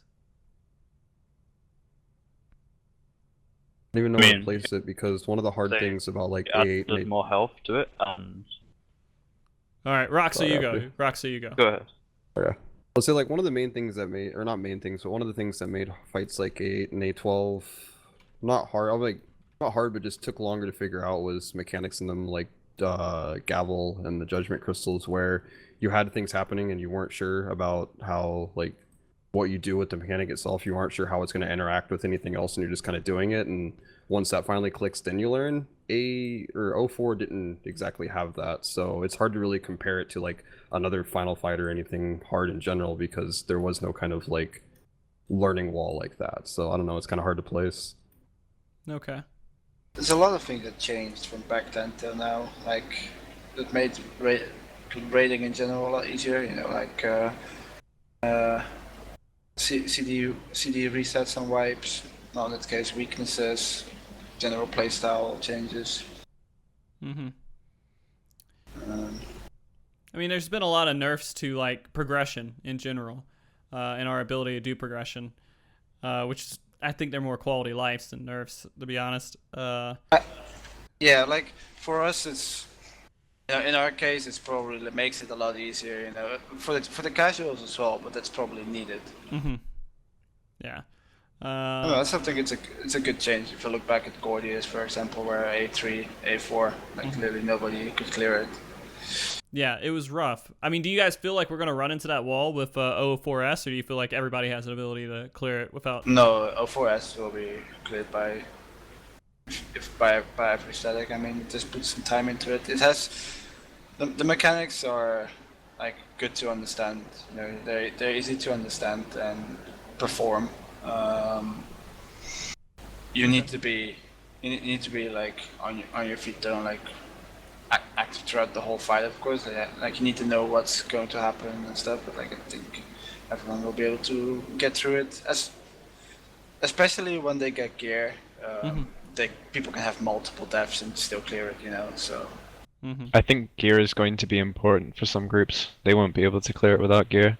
Like, here's the thing about this fight. Like, you're giving individual responsibility checks to every player in the raid. And so I think a lot of groups are going to have 1 or 2 people who are going to slow the entire progress of the group down, because if they get an Allegan field, you can't rely on them to survive, and then they're just going to kill you know, the rest of the raid, and you can't continue. So I actually see some groups getting stuck on this for a while. Yeah, I mean, that's a definite. I would definitely define that as a casual group will have that kind of situation where there's always 1 or 2 people who take longer to do mechanics or have a lot more trouble performing mechanics every single time consistently. Yeah, I think also the final battle is gonna be overwhelming for a lot of casuals. I definitely agree. It's kind of like dive bombs or attack rooms from old raids.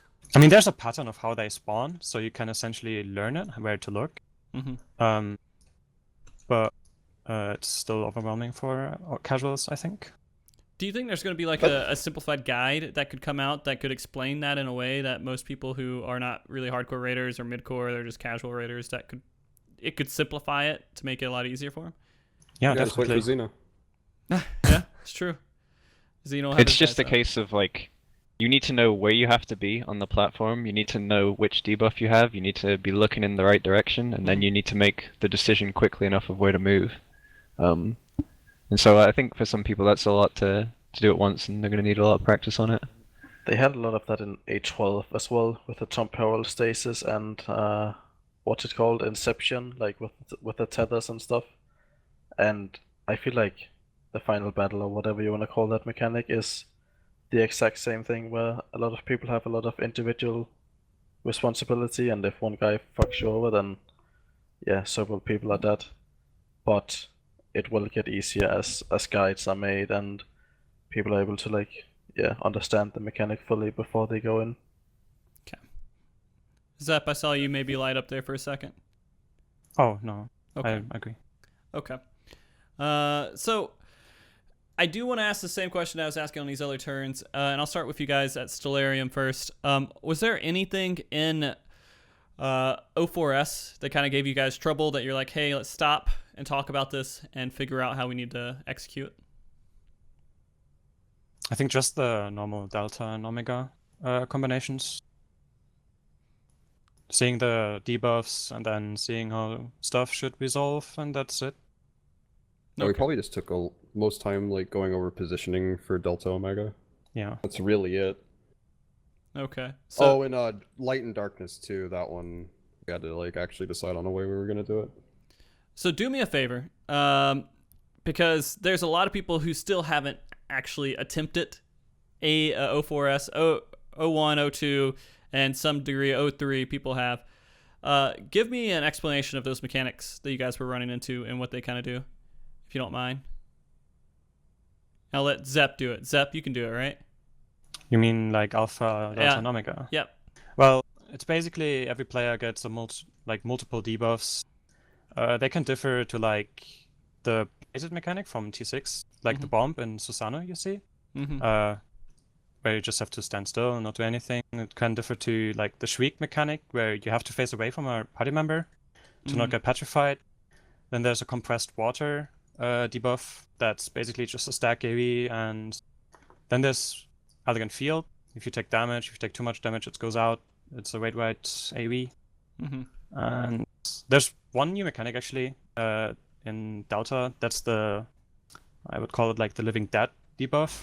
Beyond that. Where you have to die basically and fail a mechanic instead of doing it correct. And basically Alpha, Delta, and Omega is just different combinations of these debuffs and how you have to do them correctly to not die. Okay. Just figuring out the like way to make that flow perfectly. The key positioning is everything on those mechanics. Okay. And Rox, you mind explaining the one that you guys were having trouble, the other one that you were mentioning? Kind of what that does? Just Light and Darkness. There's going to be 3 players that get marked with like a flare, which is kind of like that 3-sided triangle AoE, signifying that they're going to explode. We first tried it the way Anger did it actually, where there's also a stack mechanic in the middle, or the stack mechanic that one player gets, and anybody who doesn't have a flare goes and stacks on that person. And so the way we wanted to do it at the start was we wanted to place a stack in the middle and then have the 3 flares standing in a triangle formation on the outside of the arena. And we died like once or twice of that, and we decided that we were just going to do cardinal directions like north, south, east, west. And we ended up doing that, but I actually don't think it's a good idea to do it that way. I think Anger's way is better. What was Anger's way to do it? The stack mechanic in the center, so the person with the stack mechanic and the 4 players who don't have anything stand in the center, and then the 3 flares on the outside of the arena. Like in a perfect triangle? Are we talking about Neo XF? Yeah. No, we don't use that. Oh, you didn't? Yeah, we used 4 points. Yeah. Okay, somebody else did it then. I can't remember who. It seems like it makes more sense to do the 4 points.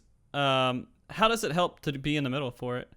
Like, do you just take less damage overall? There was a little issue in that with the 4 points, some people might be too slow to the stack, which will kill like the healer or whatever. Whereas if you have the stack in the middle, then you have the least amount of distance to travel. You do the stack mechanic like relative to the boss, so they just stay near where the boss was instead of doing like set positions like we were. Like that's the one thing I think that we were doing wrong that we should have changed. No, we did set positions.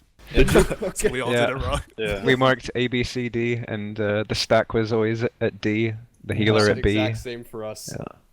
We just put like the tanks opposite to the stack, so if anything, it was me and Vox that had to run the furthest, and then Yeah, that's what we the did. DPS would like float between the stack and their marker, and if they had it, then they could easily see, and then they just move there, and the rest just go to the D, which is like right next to where they had to go.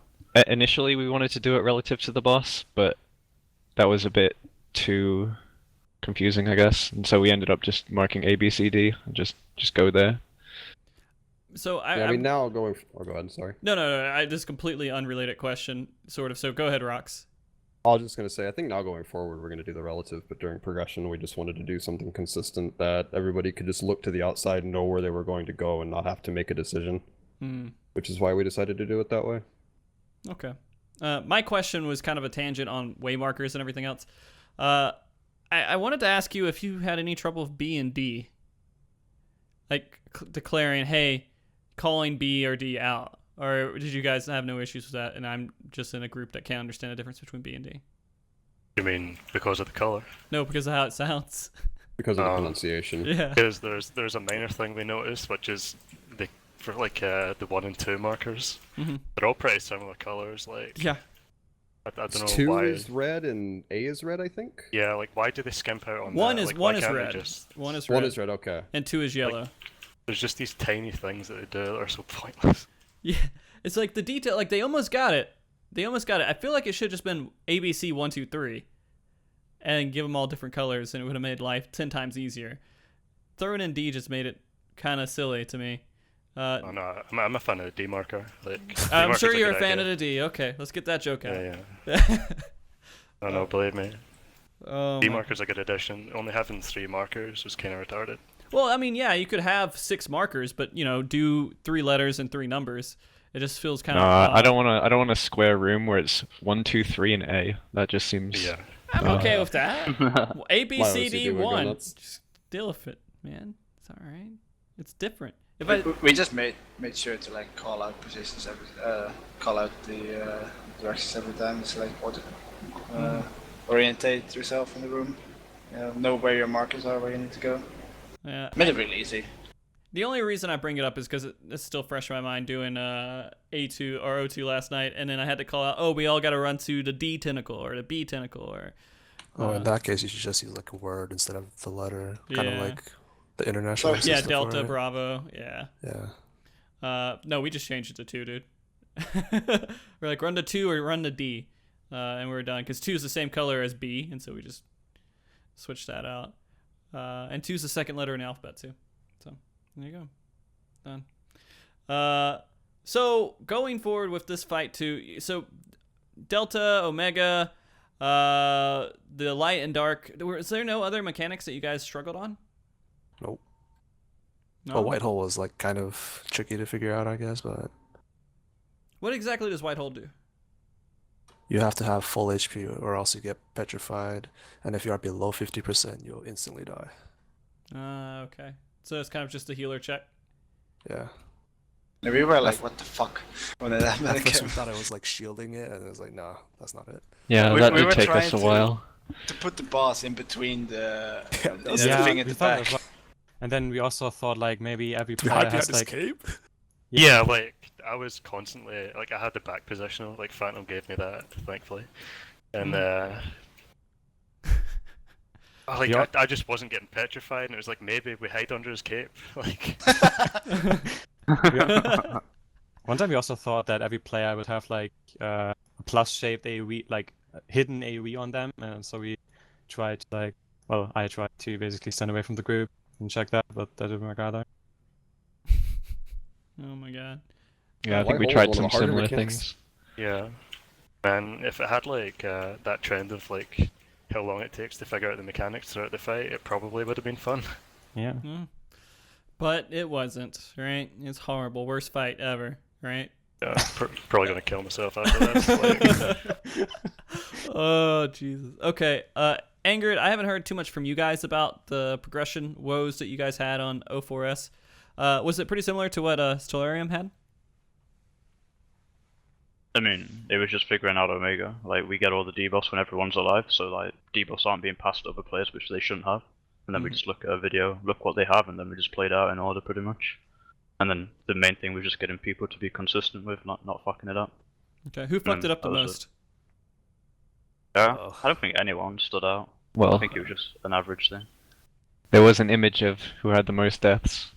Oh yeah. They might be on this, in this channel right now. I don't even know who had the most apps. I mean, do you want to take a guess? I've not seen this image. Was it me? I mean, maybe. Possibly. Poor Rioszz. Why have I not seen this image? I think, because they're probably making fun of you behind your back. I mean, yeah, maybe. Yeah, what the fuck? I think a toxic boy in our group linked it to us, and you weren't online. Yeah, you weren't online yet. Okay, so to kind of go forward to this too, I mean, in the end, when we got these clears and we saw them going in, it was really interesting. I'm going to go ahead and personally say I am very happy it got cleared as soon as it did. Because I'm always worried that if I'm tracking this and this goes on for 4 weeks, I have no clue how I'm going to keep up with it. Like, I want to sleep, right? I think I remember in Creator, when you guys cleared A12S, I was asleep for 4 hours before I was able to put it into the document.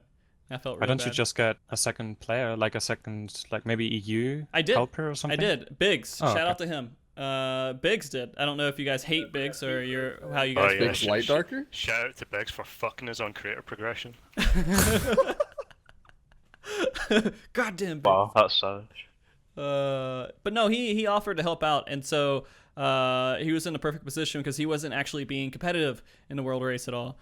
And I don't think there's any connection to any drama or anything that I knew about. And I was like, hey, yeah, I can get him in there. And the worst situation would be that he'd go in there and mess with all the rankings and everything, and then I'd cut off his support, and then I'd have to go in there and do it all again. But no, he helped out a lot. No, Biggs was great with it. And so basically, when I had to work, he would go in there and he would add in additions. Although, there's some additions that I had to add in personally because people still message me on Skype, or they message me on Discord, or they message me directly on Twitter, or they send me an email and they don't put it in the list.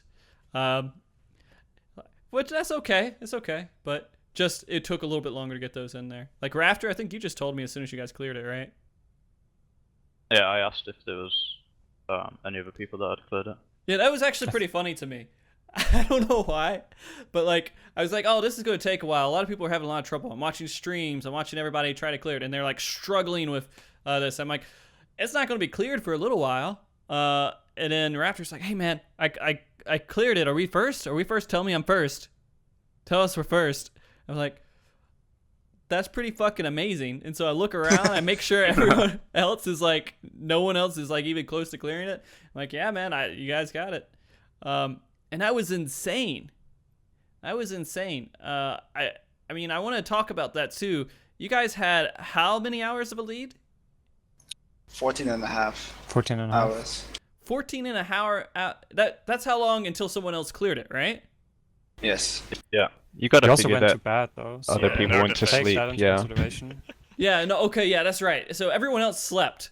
You guys didn't sleep within that whole, you cleared it, and that was right at that point where you're about to hit that 16-hour mark, and you're like, okay, well, we need to sleep so we can wake up and do more Savage. But you guys you did it, and before you went to sleep. Do you guys feel like there was going to be a moment at all that you would have slept instead of going all the way and getting the clear? No, absolutely not. We saw Enrage very early on, and we saw the entire fight, and it was basically set in stone. We were gonna clear it that day.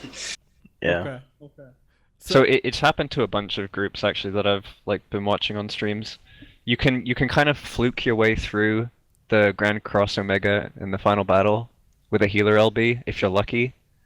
And that's basically what we did early on, and from there on the mechanics just repeat. So we were able to get to the end of the fight, with a lot of extra reses and stuff. So after I think about 4 or maybe 5 hours of prog, we had seen the Hardened Rage. And at that point we were like, okay, someone's killing this tonight. We're not going to sleep until it's dead.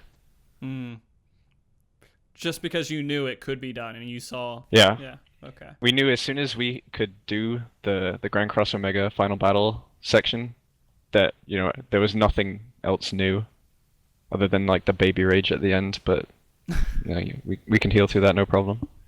I think that's the GIF where we actually saw it and somehow we survived it in Hero B3'd to the end. Pretty funny. It was just by chance that we survived. So the other thing that at the very end of the video, you didn't really see it at the intro video here. Someone said go fuck yourself, I think? Or something similar to that. Do you guys remember that? Like at the very end, after you kill the boss, you're like, go fuck yourself. Or something. Oh, that was Leaf. That was Leaf. I remember that. Yeah. Okay. And I think I remember on Creator, you guys said fuck off or something, right? Oh yeah, someone shouted that. Like, Jesus. That was Rioszz, yeah. That was Rioszz, yeah. Was that on 11 or 12? I don't remember. That was 12. You're so aggressive, man. I'm not gonna say what Leaf said, but okay. If you listen closely. Okay. Yeah. It's oh yeah, toxic FC. Toxic towards the bosses, man. So I want to ask this towards you guys over at Solarium here. Do you feel like you made the right, like, I don't want to say the right decision, but do you guys feel like if you knew that you could clear it, that you wouldn't have gone to sleep? Oh, we knew we could have cleared it. We just had some personal issues that we felt that sleeping would have just cleared that right up, and we would have gone to clear it right after. Okay, I gotcha. So you figured like if you guys kept at it, it would have gone really, really bad. Yeah, okay. It would have just been a gigantic waste of time. Okay. I mean, and you do hit Even that though we point. saw it in Rage. Well, I mean, you hit that point and you're like, hey, we're not going to do any better. And you kind of know that, right? You get the feel for that? We all felt that when we went to sleep that day. Okay. And you guys woke up and you're like, all right, let's fucking kill it, right? Mm-hmm. Good. And then we lost by 2 minutes. 2 minutes? Which is... GP groups, man. That's weird. Like, how can, like, over a 14-minute time span, you guys have a kill that's within 2 minutes of another kill? We did have DC issues as well. Yeah, had DC issues. Some people are just sucking dick that day, like, it was... I mean, that's also the difference in kill time of O2. We had like 3 minutes. Was it? Oh, yeah. Yeah, it was 3 minutes. Man, it was absolutely insane to see that, because I saw a kill come in, I was like, oh, that's cool, and then I saw your kill come in, I'm like, god damn it, why couldn't there have been like a bigger difference here? Yeah, I mean, it's the exact same attempt, which is always depressing to see. I gotta ask though, do you guys feel, you still feel good about the world third, right? Yeah, of course. Okay. So do you guys know anyone on that JP team? By any chance of possibility of having communications through Twitter or anything else? Is that the team that Momoten's on, or is that the other guy? Half Mountain and people. Momoten was a different team. Okay. Mm-hmm. It was weird because I thought that there's other JP teams that were going to rise up from it, but this was just a team I didn't see, I think, within the last race either. And so I was a little bit confused about that. I can actually pull it up right now. Get that document back up here. Oh, wait, no, this is it says Stone 3. This is creator, okay. While you're looking up that, I just want to say, like, when we were doing Creator Prog, we had kind of a similar situation on the first day where we were in A11S, and it was, I don't know, like 3-4 in the morning for us, and we were playing like absolute garbage, and we kind of had that talk about, are we going to go to sleep? And I was ready to just, throw it in, go sleep, and then wake up and kill it in the morning, because we were just, derping to the dumbest things, but we stuck with it, gave it a few more pulls, and we killed it. And I guess that kind of impacted our mindset this time.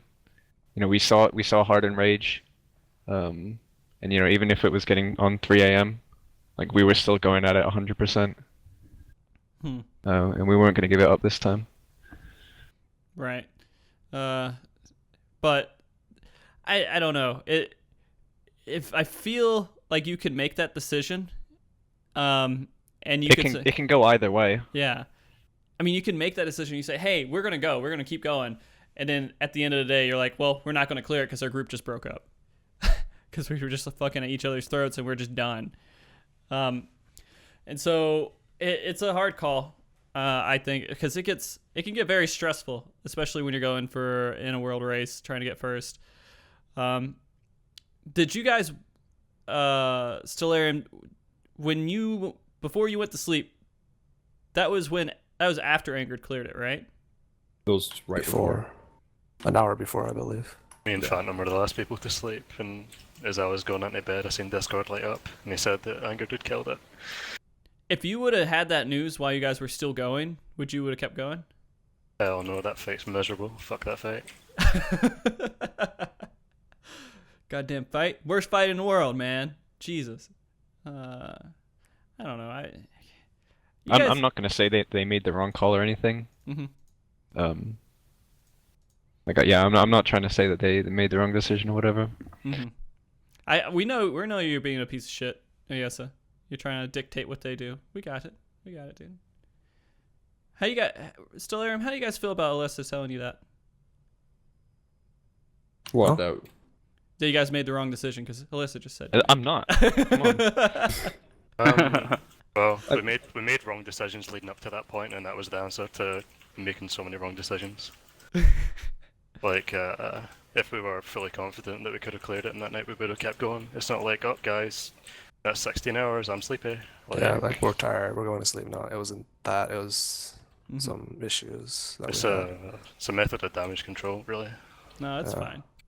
I mean, in the end, that's more important, I think, too. And it's still amazing that you guys were able to get that clear. Like, how many hours after you guys woke up did you get the clear? 5 hours. Yeah. 5 hours. So if you take off a couple hours from that, I mean, in the best possible case scenario, you might have cleared it like 3 or 4 hours after Angered, right? Yep. Probably like tech minus my DCs would have been like 3 hours after Angered. Okay. Minus the sleep as well. Yeah. And in my thought process is that you guys pretty much killed it second, really, anyways. I know that sounds stupid and that's not right for like a race, but I don't think the JP groups will like you. I know. I want to continue down this road. I mean, Frosty, I feel like you both cleared it second. Come on, man. Like that. You can, Frosty, you can say that though, but maybe the JP group has the exact same, you know? Like they'll have the exact same story, so. Yeah. I mean, they were second.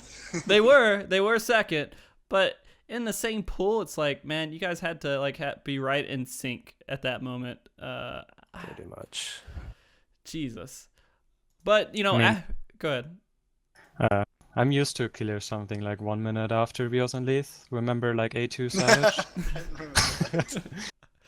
Yeah, we back on Starburst, we were like in 2 different groups, and they cleared A2 like 1 minute before us. Mm-hmm. So, yeah. And then after that, we had the clears came in 2 hours after that. There was another clear from JP. And then after that, there was another like 3.5 hours EU. And then we had another clear like 3 hours after that. And then they started just coming in a few hours between each other. And it felt like just a very steady roll in. And there was only a couple of them that were kind of close, but the closeness was only by like 30 minutes or so. It was nowhere near that close. So it's weird to think that would have happened. And I'm sorry. If you guys want to blame Zeppe for his DCs, you guys can. Absolutely not. No. It's an internet thing. It's like, you just ignore it, really. It's out of his control. I will say the most positive thing that came out of this is that like I felt like before the race happened that it was going to be a very unfair race, simply because of how much DDoSing was happening to the NA servers. Yeah. And we were terrified of that as well. That was lucky, man. That was amazing. Like did they just decide, hey, you know, in the good spirit of World Race, we're going to not DDoS all the servers? We square mitigated it properly. Maybe they, well, I don't know if, maybe they yelled at the people who handle the servers to mitigate it properly and they figured something out with it. I don't know how much Square has with their hands in that pot besides just paying them to host the servers and yelling at them about it. But then again, I know nothing about servers or anything. Okay, so let's talk about a little bit with the community, with the world racing scene. Have you guys been around for a while with the world race scene? Angered, I know you guys have, and I think you guys said only 3 people in your group from it's called 01 to 4S has been around in world racing, right? Some of us have done it in other groups. I mean, the 3 of us who came from Delete Monk, that group was formed in week 9 of Creator just for the purpose of speed clearing, and then we realized just from watching certain people that we played with that going into progression, we were just going to have to completely redo our rosters. So I haven't done. Let me say this: like, I've been doing hardcore progression, but I haven't been world racing simply because of the fact that the people I've played with haven't been. And sorry for anybody who's listening, competent enough to world race. I'm sure they're fine. Have you guys been watching the world race at all? Like, is there a certain point where you're like, hey, I'm paying attention to this? Like, when's the earliest you guys have started paying attention to it? I mean, I've paid attention to it. It's just I haven't been able to be a part of it, and I'm assuming it's the same way for a few others as well. I know Shen's been around it for a while. He's had a lot better results than I have. I tried it half-heartedly with a group for Creator. Didn't really get like amazing results, but we did try. So I mean, you guys have been you've watched it almost every race then. That's what you guys are saying, that you guys have. Yeah. All right. Ever since I started playing, I think I've kept up with it, except maybe Final Coil because I started late. Okay. And the guys over at Angered, you guys have been keeping in touch with it. You guys have paid attention to it pretty much ever since you started playing the game, right? Yep. Like I only came into actual like hardcore rating in Heavensward, like in around Born. I was casual. Yeah, you think these guys are mostly new facts, but I've been around, I guess, for a while. And like Creator was also the first time I ever did world first rating, so it's kind of a new experience to me. Okay. Just this is like the second time. Well, the main reason I'm asking is because I'm going to get a feel for how the state of like the world racing scene is right now. Do you guys feel like it's improved? Do you feel like there's a lot more activity? People are paying attention more. People are participating more than when it was back in like 2.x. I think that's mainly your doing though, Frosty. What? I think that's a lot of that is probably you're doing though. Like I don't the think so. spreadsheet. I think I just wanted to follow it and I made that spreadsheet, but I don't know if that like increased like the interest in it. Like I think people are still interested in it before. Increased exposure. Yeah, you're doing a lot of good for the community, Frosty. Oh, you guys are buttering me up. Thank you. I really appreciate it. But no, like I don't know. I'm just curious because I want to see. The world racing scene is a lot bigger in WoW for sure. Like in other MMOs, it can be big. And so I was always interested in how some of the players here get into it, and I felt like a good handful of players paid attention to the world racing scene. But I feel like a lot more now are. And if it is anything to do with the spreadsheet, then I'm glad. I mean, it's a couple of days of like hard work, but in the end, I just throw together that spreadsheet. Next step up is a full-fledged website. Man, if I can get it made, but apparently like the Final Fantasy 14 API is like horrible, from what I last heard with that. And I mean, like, there's so many complications that can really go in there. To make a website that could be like, maybe I'll figure out something with WordPress that will let me do it, because I am not a web developer at all. But I feel like the Google spreadsheet has worked out pretty well, just because I wanted to track it, and I felt like a lot of other people wanted to see it be tracked. And I've seen a lot of interest from groups just wanting to see how they compare to people like your groups. Who are going at it super hardcore. A lot of people are interested in that. So I'm glad if that did help it out. But what about the racers themselves? Do you guys feel like there's been a lot more racers? Not Here I felt like we particularly. lost people because we didn't really have any kind of presence from Elysium, so... Yeah, exactly. Like, it's been kind of on and off. Like, back in, like, I guess 2.4, 3.0, you had the EM versus Lucrezia. Then Midas, you didn't really have, like people weren't, like, racing. I guess, like, people were going for clears. People were trying to clear it as soon as they could, but I wouldn't really call that, like, I don't know, a world race like you might see in other games like World of Warcraft, where you had, like, 2 or 3 teams at the top that could, like, that were, like, definitely in contention for it.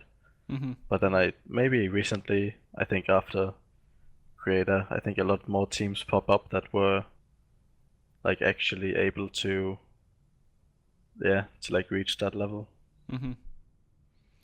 Yeah, and I think that, like, it was sad. I know Layla's in the chat. It was really sad to see that he wasn't going hardcore this tier. I would have loved to see that, like, if he went, like, super, super hard into it. And, like, I feel the JP groups, I've seen a few more of those groups that are actually going out there, but I don't know if that's just because the communication is getting a little bit better between, like, NAEU and JP a little bit. Like, how many groups did I get that sent stuff to me that had that stuff Google translated as? Like, about 4 or 5 groups from JP that were serious groups, like 5150, Owen, and Chronadia, and a handful of these other ones here. They actually submitted stuff to it, so they're actually paying attention to this stuff. I feel like that's growing a little bit more, because usually they don't compete as much. Or since Lucrezia, I guess they still kind of competed, but they just never.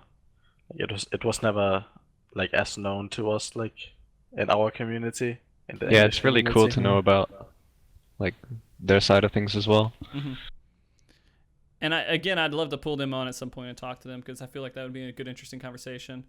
I'll start conjuring that up if I can. I'll see if I can, but I have to. It's so much work, because I have to get someone, then I have to get someone who will translate, and I have to plan that out and make sure that the questions are done in a way that, like, they're short, quick answers, so it's not just sit there, listen to 5 minutes of Japanese, then translate 5 minutes, and back and forth like that. But so going back to this though, sorry, I was going off on a little bit of a tangent there. You guys feel like the overall population has decreased, and that there's not a lot of serious teams out there racing outside of, like, Angered and maybe yourself? At the very top, it feels like the same. But Yeah. I think the overall population has increased for the world race. Yeah, I think there are a lot more groups that go hardcore and decide, hey, we're gonna go, like, day one and, like, invest, like, all our time. But there's, like, the preparation and, like, committing to potentially go for, like, a week or 2 that people don't want to do. Well, now Or they don't can't have to do that as much, right? But you Oh, yeah, still but you don't know potentially that might. before. You don't know. That's the Right. thing. And You the know. next, yeah, and the next thing is the crafted gear, and having like support from, like, a big FC or crafters that you have to attain in some way. Well, I think most people can say, hey, we're going to be a world prog team for 5 days, and then after that, hey, we're not world prog anymore, right? Like, there's I mean, for a That's lot of fine. people, that's still hard, I think, just because of work. Because, I mean, that would be, like, the bare minimum, I think, is that you take off a week for work and you're like, hey, I'm a world prog team because I take off a week for work. But afterwards, if we can't clear it by then it is what it is. You got to go back to life and everything else. I don't think anyone's taken off, like, a month. I mean, Right. people aren't going to take time off of work if they're not making money. Maybe if money came into the Final Fantasy scene, we'd see an increase in Sponsors, people, like, man. We got to get them sponsors in here, those gunners. I mean, yeah, like, unless that happens, then why would you want to invest all your time in a game you can't make money out of? It's true. Spend your time playing CS and make a few bucks, like... How do the people over at WoW do it? Do they have just sponsors? Streamers, mostly, is it not? Oh, yeah. Which Maybe the isn't... streamers pay them or something. Unless you're like Method, I guess it's mostly like from streaming and so on. Which Or is just another needs interesting... that don't have to work. Yeah. That too. Yeah. I mean, the secret to World Prog is finding some neats. Like, Yeah. we have a full neat team and it went great. So a lot of people actually streamed their prog this time, like a lot more streamers than normal. Usually people are a lot more hush-hush about it, but I feel like a lot of people just said, hey, we're not going to really do World Prog, but we're going to stream it and still go kind of hard. Do you feel like that's going to keep increasing? Because if that's something that does increase, that's a potential, right? For people to say, hey, I'm going to World Prog, but I'm going to stream it at the same time. I feel like that's... It's not World Prog if you stream it. Yeah. I feel like there's two reasons why it was streamed a lot more. One is like, you know, there's a lot more people who are interested in it. And two, I don't... So like, this is what I think. Twitch has been giving out subscription buttons. Oh yeah, everyone has a subscription. So... Go ahead. I think that's one of the reasons people have been streaming it more as well. I gotcha. Zepp, you were going to say something? Oh no, I already said. Okay. So that is super interesting to see because there are people getting 4,000 to 6,000 viewers, which is huge for Final Fantasy 14. And they were streaming, you know, this content where they're going into it, and people still haven't cleared 04S, but they're on it, and people are interested to see that kind of progress. Do you feel like by people you mean like Layla getting 4K viewers? Okay, Layla was. I don't think it was anyone else. Xeno got a lot of viewers too. It was another huge one. Those two jumped up really high.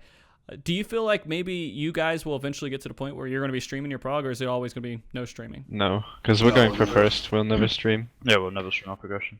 Okay. Stellarium, you guys ever going to be like, man, we're gonna stream this prog? No. No.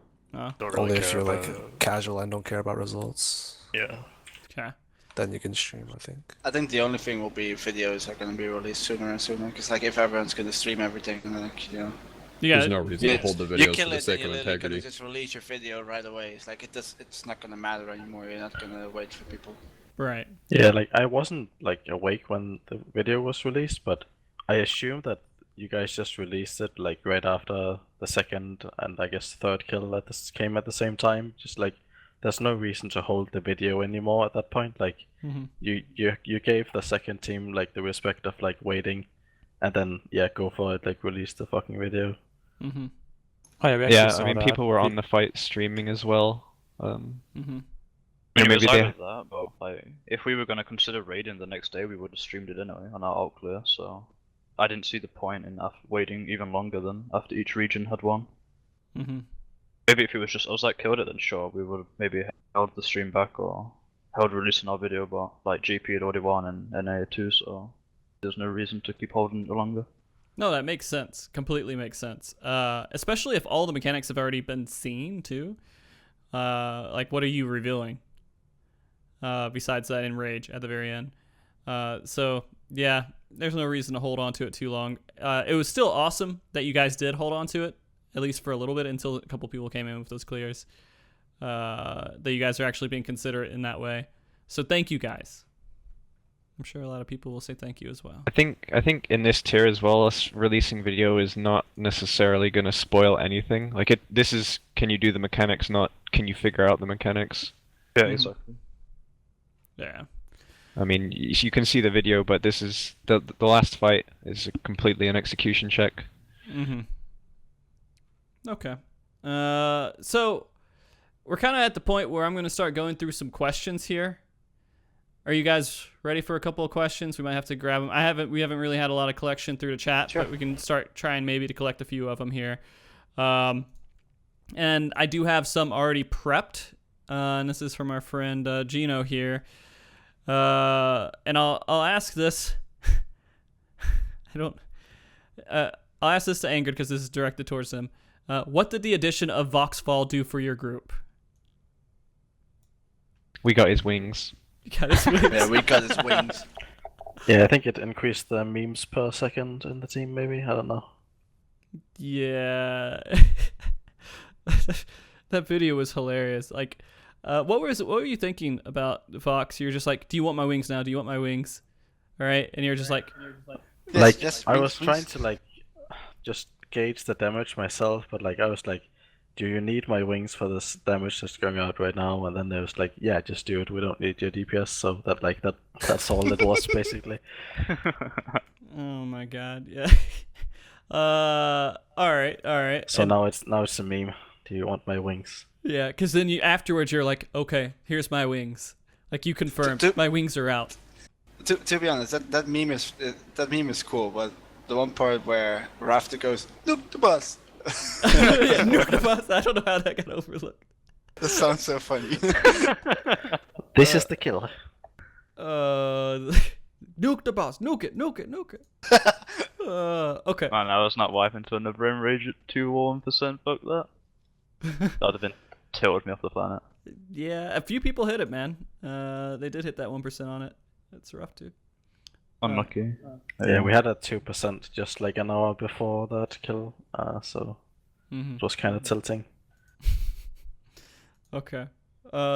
This question's a bit hard to answer because I don't know. Don't want to talk about someone who was in the group previously. Oh, but... yeah. It was just positive, is what you'll say? Maybe. Yeah, Lux was a positive addition. He's a sunshine, right? A little ray of sunshine in our toxic FC.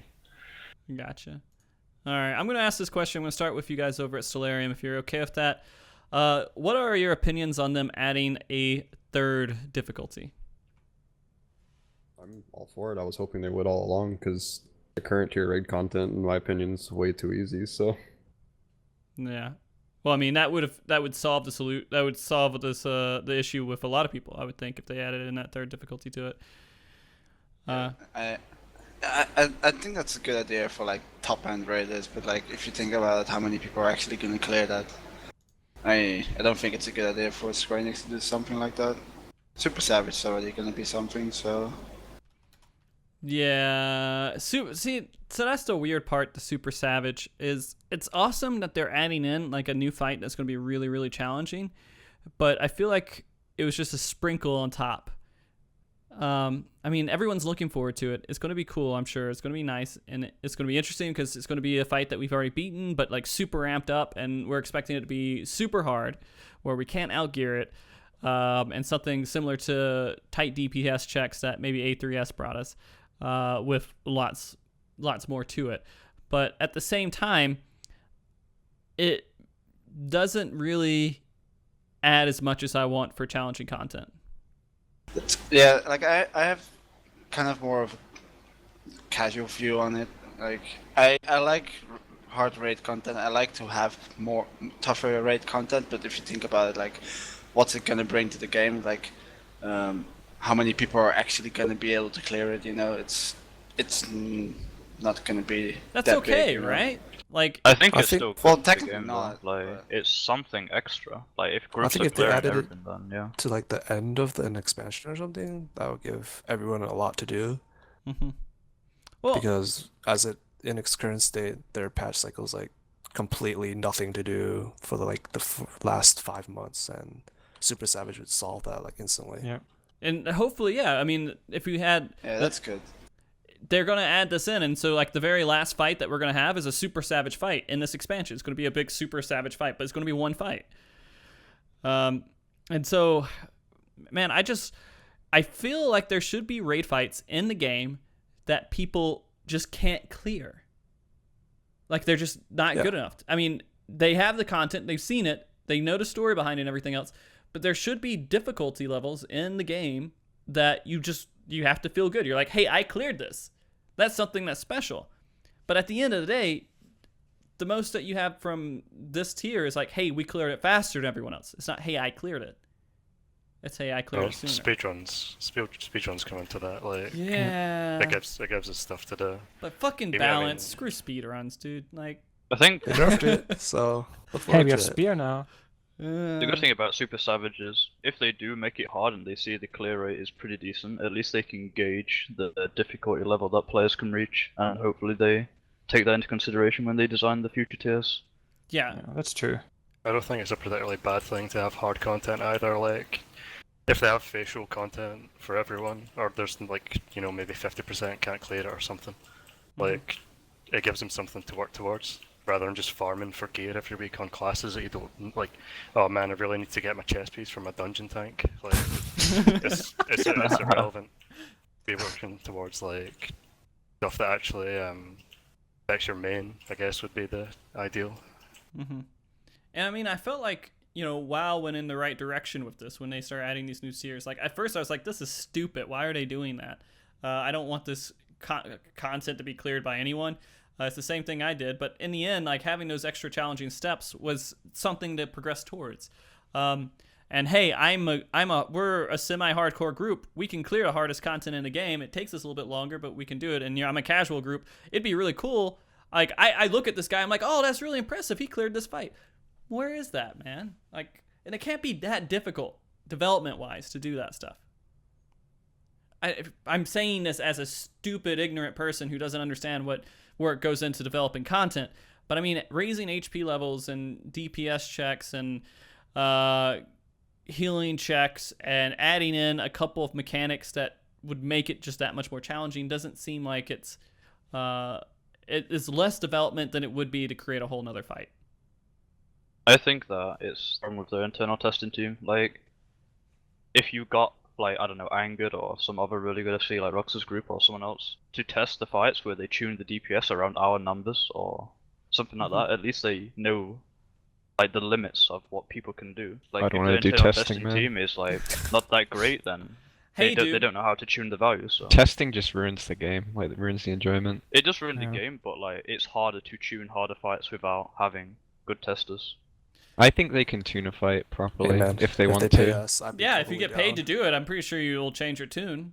But I mean, I mean, Blizzard does this, right? They have like super great in-house people that are amazing at the game, and it would be, for example, there's this one guy that plays StarCraft in-house, and he's in charge of balancing everything. Balancing, make sure all the different races can fight each other, and it's not like completely like, oh, this one's always going to win because it's Zerg or whatever. And no one really can. And if he goes out there and he beats a lot of people. It wouldn't be a bad idea to just get a team of guys to get together and do it. Right now, they have nothing like that, I think, with Square Enix. I don't think they will ever do it. They're a Japanese company after all, and they're conservative. So I don't know, like, the fun thing about Final Fantasy is, like, some people want to get rid of normal mode because it spoils the content. So if you had to, like, PTR, it would spoil it even more. The BTR stuff, like, yeah, I'm kind of iffy about.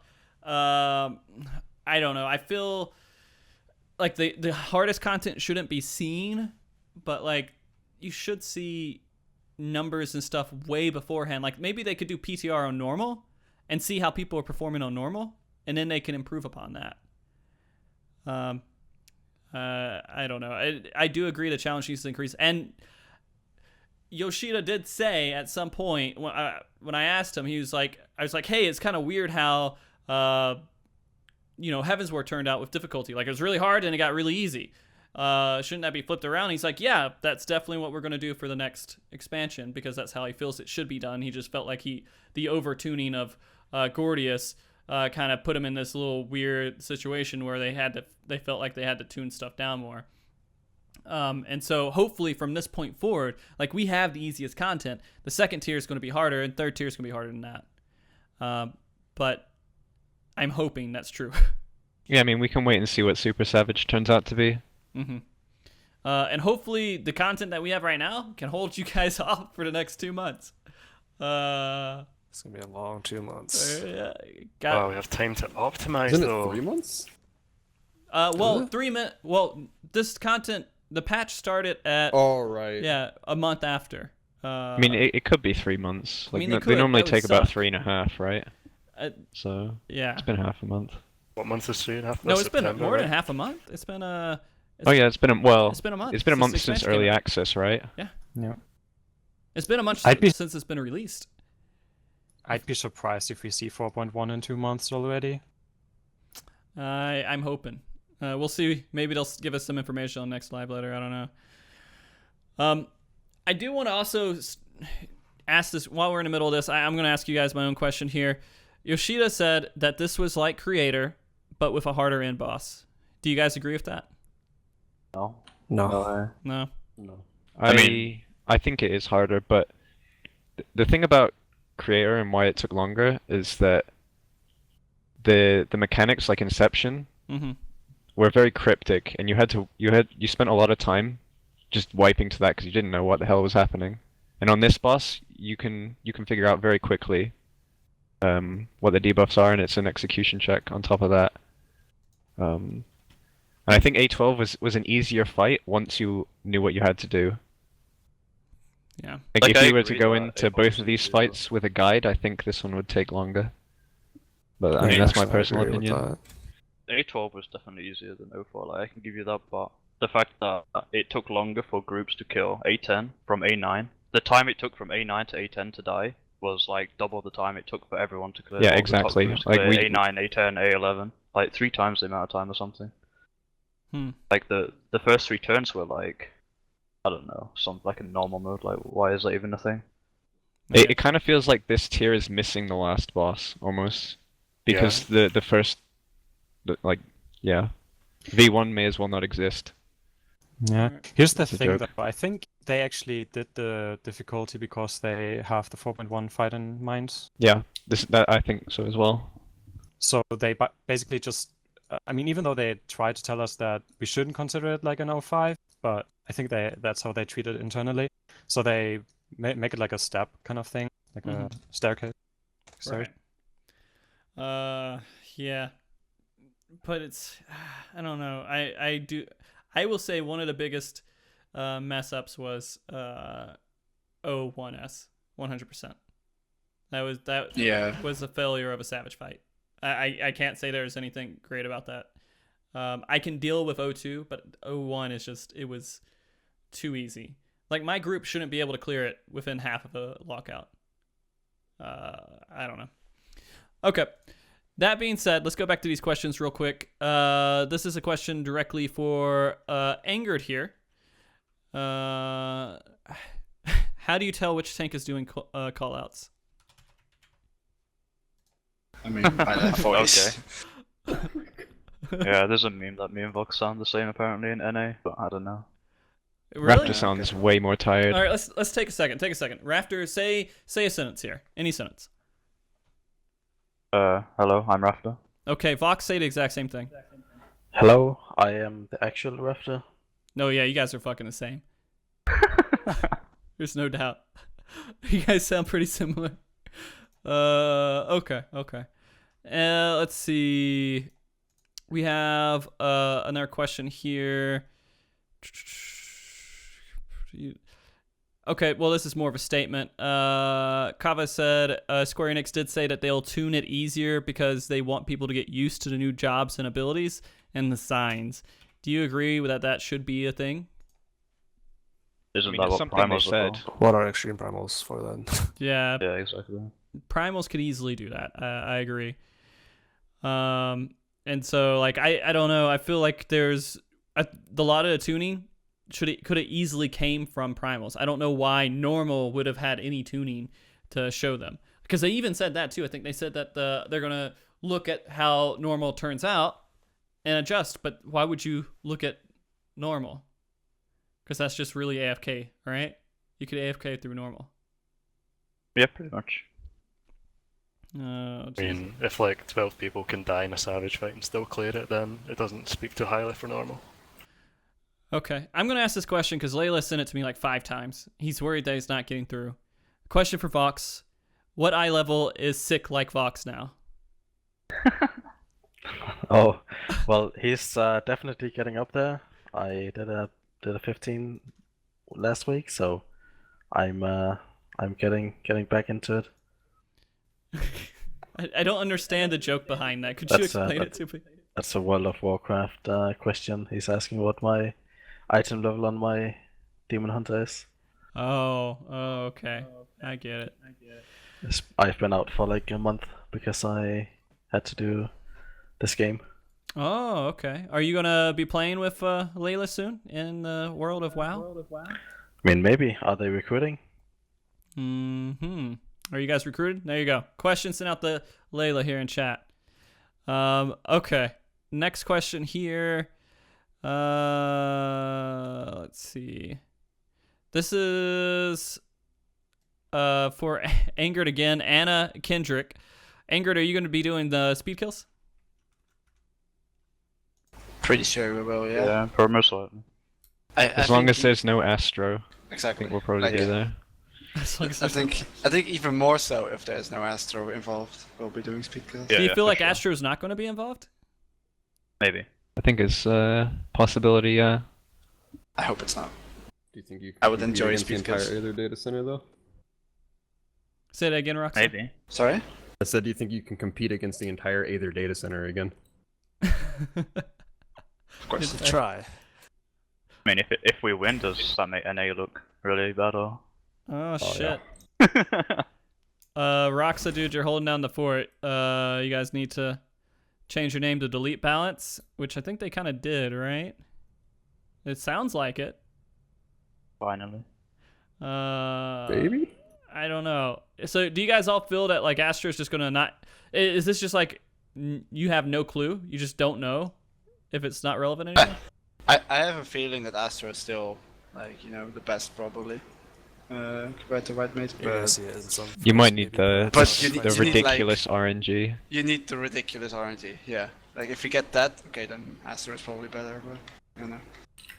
But I mean, we'll see. We haven't run all the comps yet. Like, I've not played Scholar really, other than on Primals. Are you guys at all excited for speedrunning? No, because I hate the new Scholar. O1's gonna be boring. What do you guys think you're gonna be able to do with O1? How fast do you guys feel like you're gonna be able to kill it? 30 seconds probably. 40 I'd seconds. say before it does a mechanic, but it doesn't really do any mechanics right now anyway, so. Unlucky. I guess a more realistic bet is like, I guess 2.5 minutes, 3 minutes. Okay. Yeah, same as A9 probably. Yeah, it does have quite a bit of HP. Like, you do see like maybe 5 mechanics if you kill it like at a decent pace. Okay. Here's another question here. What was the idea behind getting White Mage Astro instead of White Mage Scholar? That was the right choice, wasn't it? White Mage Astro? Yeah, that's what we decided to run. So Elia and I both came to this decision pretty quickly. Like on the base like 4.0. We figured that this is going to be the best comp for progression because with Astro you don't really need to plan anything. You just have ridiculously strong shields. You have a spammable instant cast shield on the tank. You just, I don't know, just mash that and the tank never dies. And you don't need to plan cooldowns as carefully. Like with Scholar, you need to worry about fairy positioning. You need to worry about getting her cooldowns up in time. Like if you need to use Fey Covenant or Illumination. I mean, with Astro, you got none of that. You just press Aspected Helios and you're okay because it's like 60% stronger or whatever. So yeah, basically Astro a lot less effort, really strong, and you have raw healing that the Scholar doesn't have. Like you can just benefit 2 over and over again, really strong, if the other healer dies. And it's also just a lot more mana efficient than Scholar. Now, is White Mage Scholar kind of like an easy recovery comp? Like I think that's what I heard, right? That like if you guys are having issues at all and you need to recover... You mean White Mage Astro? Or... Is it White Mage Astro? Or I thought it was White Mage Scholar for some reason. I don't know why. Well, we used Astro. We used Scholar. Yeah, they used Scholar. When you guys used Scholar, do you feel like it was like if you wiped that it was very easy to recover? I don't think that really ever came up as an issue. Okay. Like if it was a wipe situation, it's probably a wipe situation regardless. I got you. I feel the only reason why groups had it easy or like where had moments where it was easy to recover was because of Red Mage. Yeah, the Red Mage is the deciding factor in this. Okay, I gotcha. The other thing about like the White Mage Astro is in Heavensward you didn't really run it that much because you had to worry about Cleric Sense toggling, and like that's gone. So you don't really lose. Like Scholar lost its advantage in that you had all the instant casts and stuff and off GCDs that you could weave very efficiently and not lose DPS compared to the other healers. But now it doesn't matter. Like you can, cast Malefic, then you can cast a Benefic, then you can, throw your dot on the boss. Like it doesn't matter in what order you do things.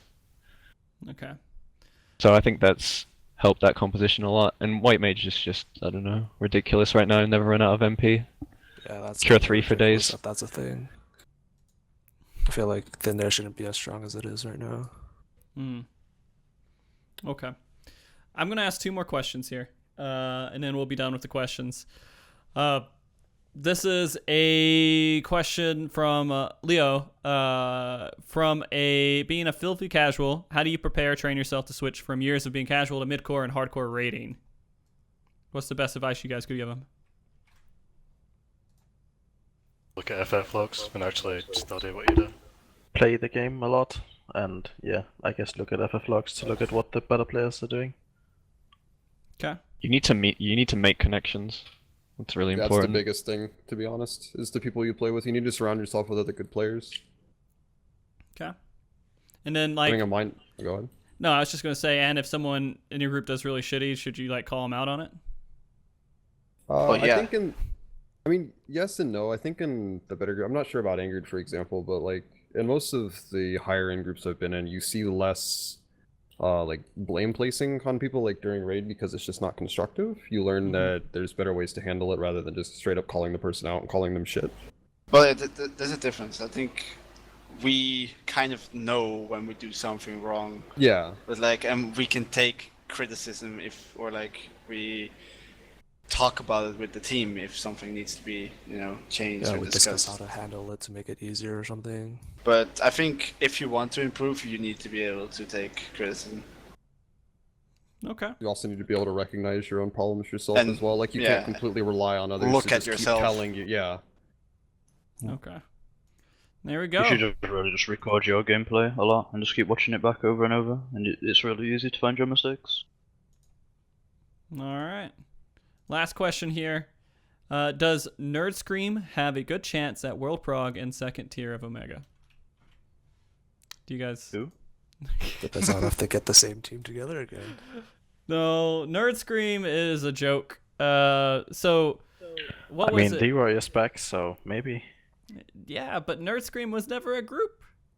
It's like... I mean, it's referring to that group. I don't think it's referring to that group. I think, like, so on Reddit, what happened is, like, they released a video and they're like, Nerd Scream kills so-and-so, and it was just, like, one of Layla's group, and it was them doing a Nerd Scream or something at the end of it. And then people got confused and thought it was an actual group. I remember that. Yeah, and so there was, like, a whole bunch of confusion on Reddit for, like, I don't know, months about, like, oh, is the Nerd Scream? Who's in that group? And people just kept talking about it. All right.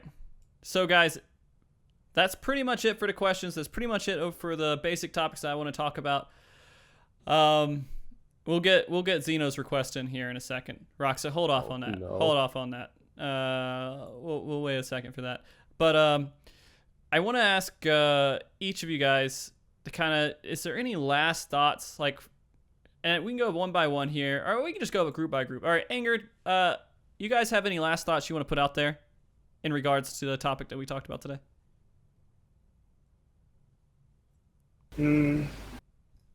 No. Not really. No. Feel good? Good. Feels good, man? Feels amazing, man. Okay. With a megaphone. With a megaphone. Stellarium, anything else that you guys want to throw out there? Not really. Just good luck to all the casual groups that will be attempting O4 soon. Oh, thank you, dude. I appreciate that. So before leaving today, I just want to make sure that you guys were good, that you didn't have anything on your mind, and you're like, oh man, I got to get this out before the show ends. But I want to say that I definitely appreciate both you guys coming on the show, because I feel what you guys do is extremely amazing.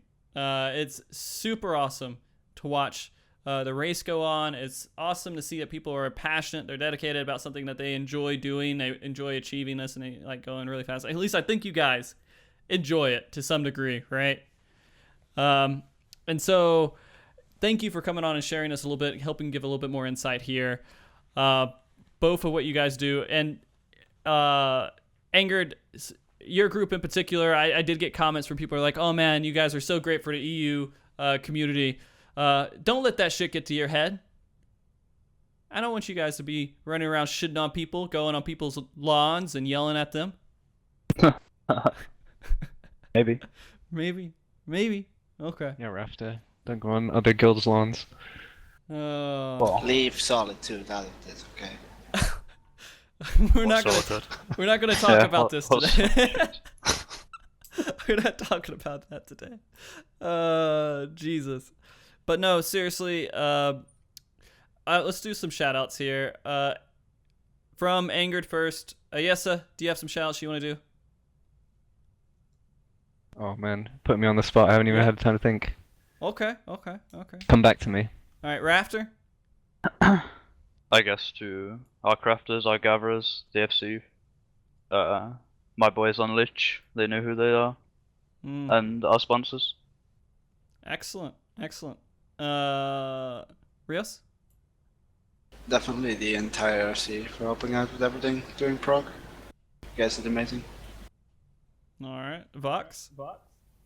Shout out to Twitch chat.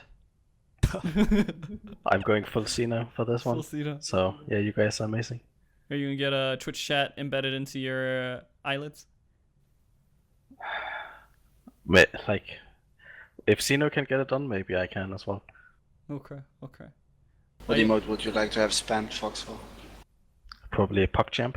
PogChamp? Let's get some PogChamps in the chat for us. Okay, PogChamp, guys. You guys heard it. PogChamp if you support Vox in any way at all. All right. Yes. And Bible thumbs if you support the other team. Oh, if you support the other team. we can have a little fight here. Bible thump if you guys like Stellarium, and then PogChamp if you guys like Angered. Okay. Ayesa? Wow. Fox is already going to the other side. Ayesa. Oh, yeah, I don't know.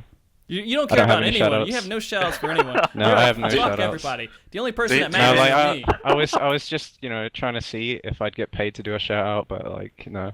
Okay. How it's about not you shout out happening, your so brother? there's no shout out.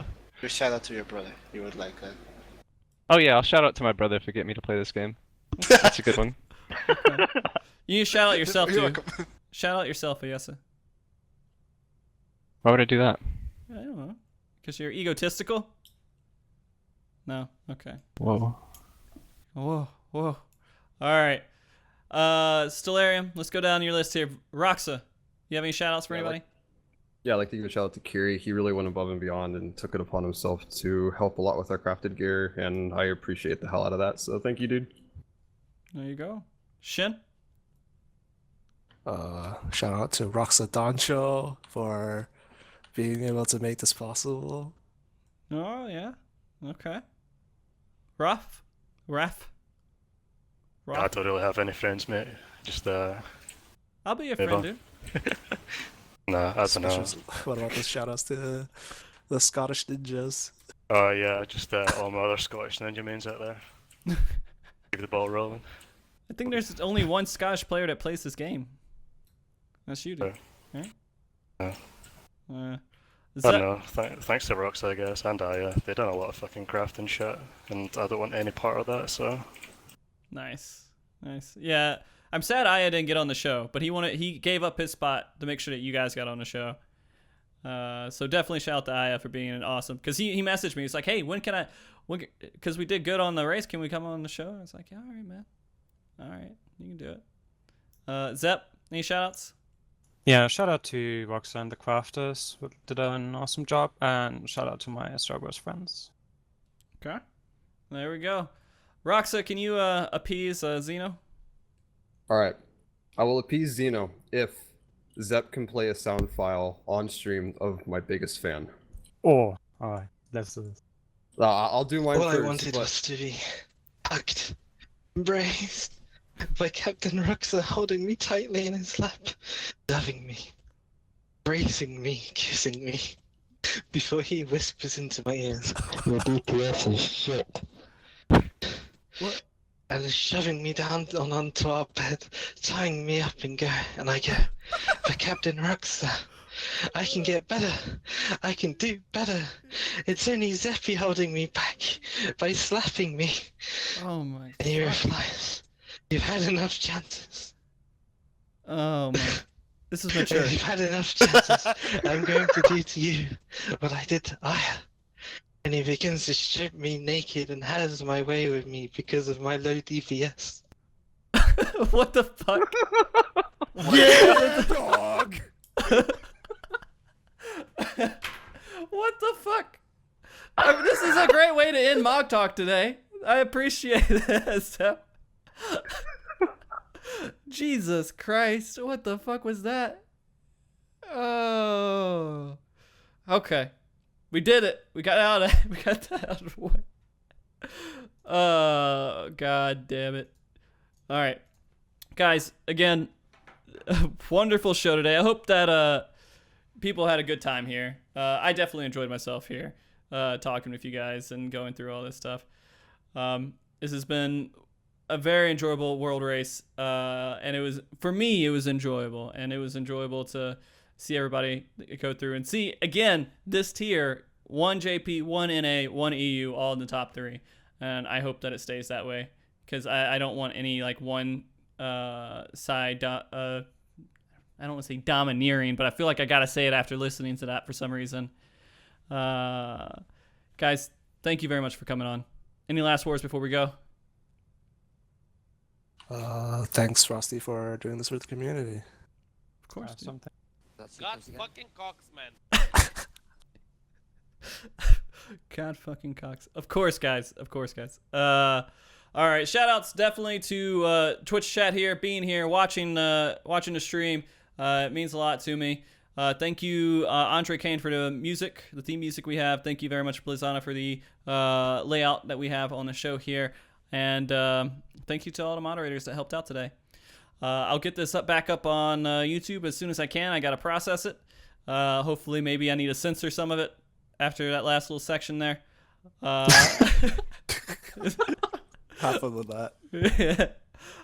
Guys, and we'll roll our credit reel here. And I want you all to be waving. Guys, go ahead and do your waving right now. Physically waving your hand back and forth. And then everybody say bye.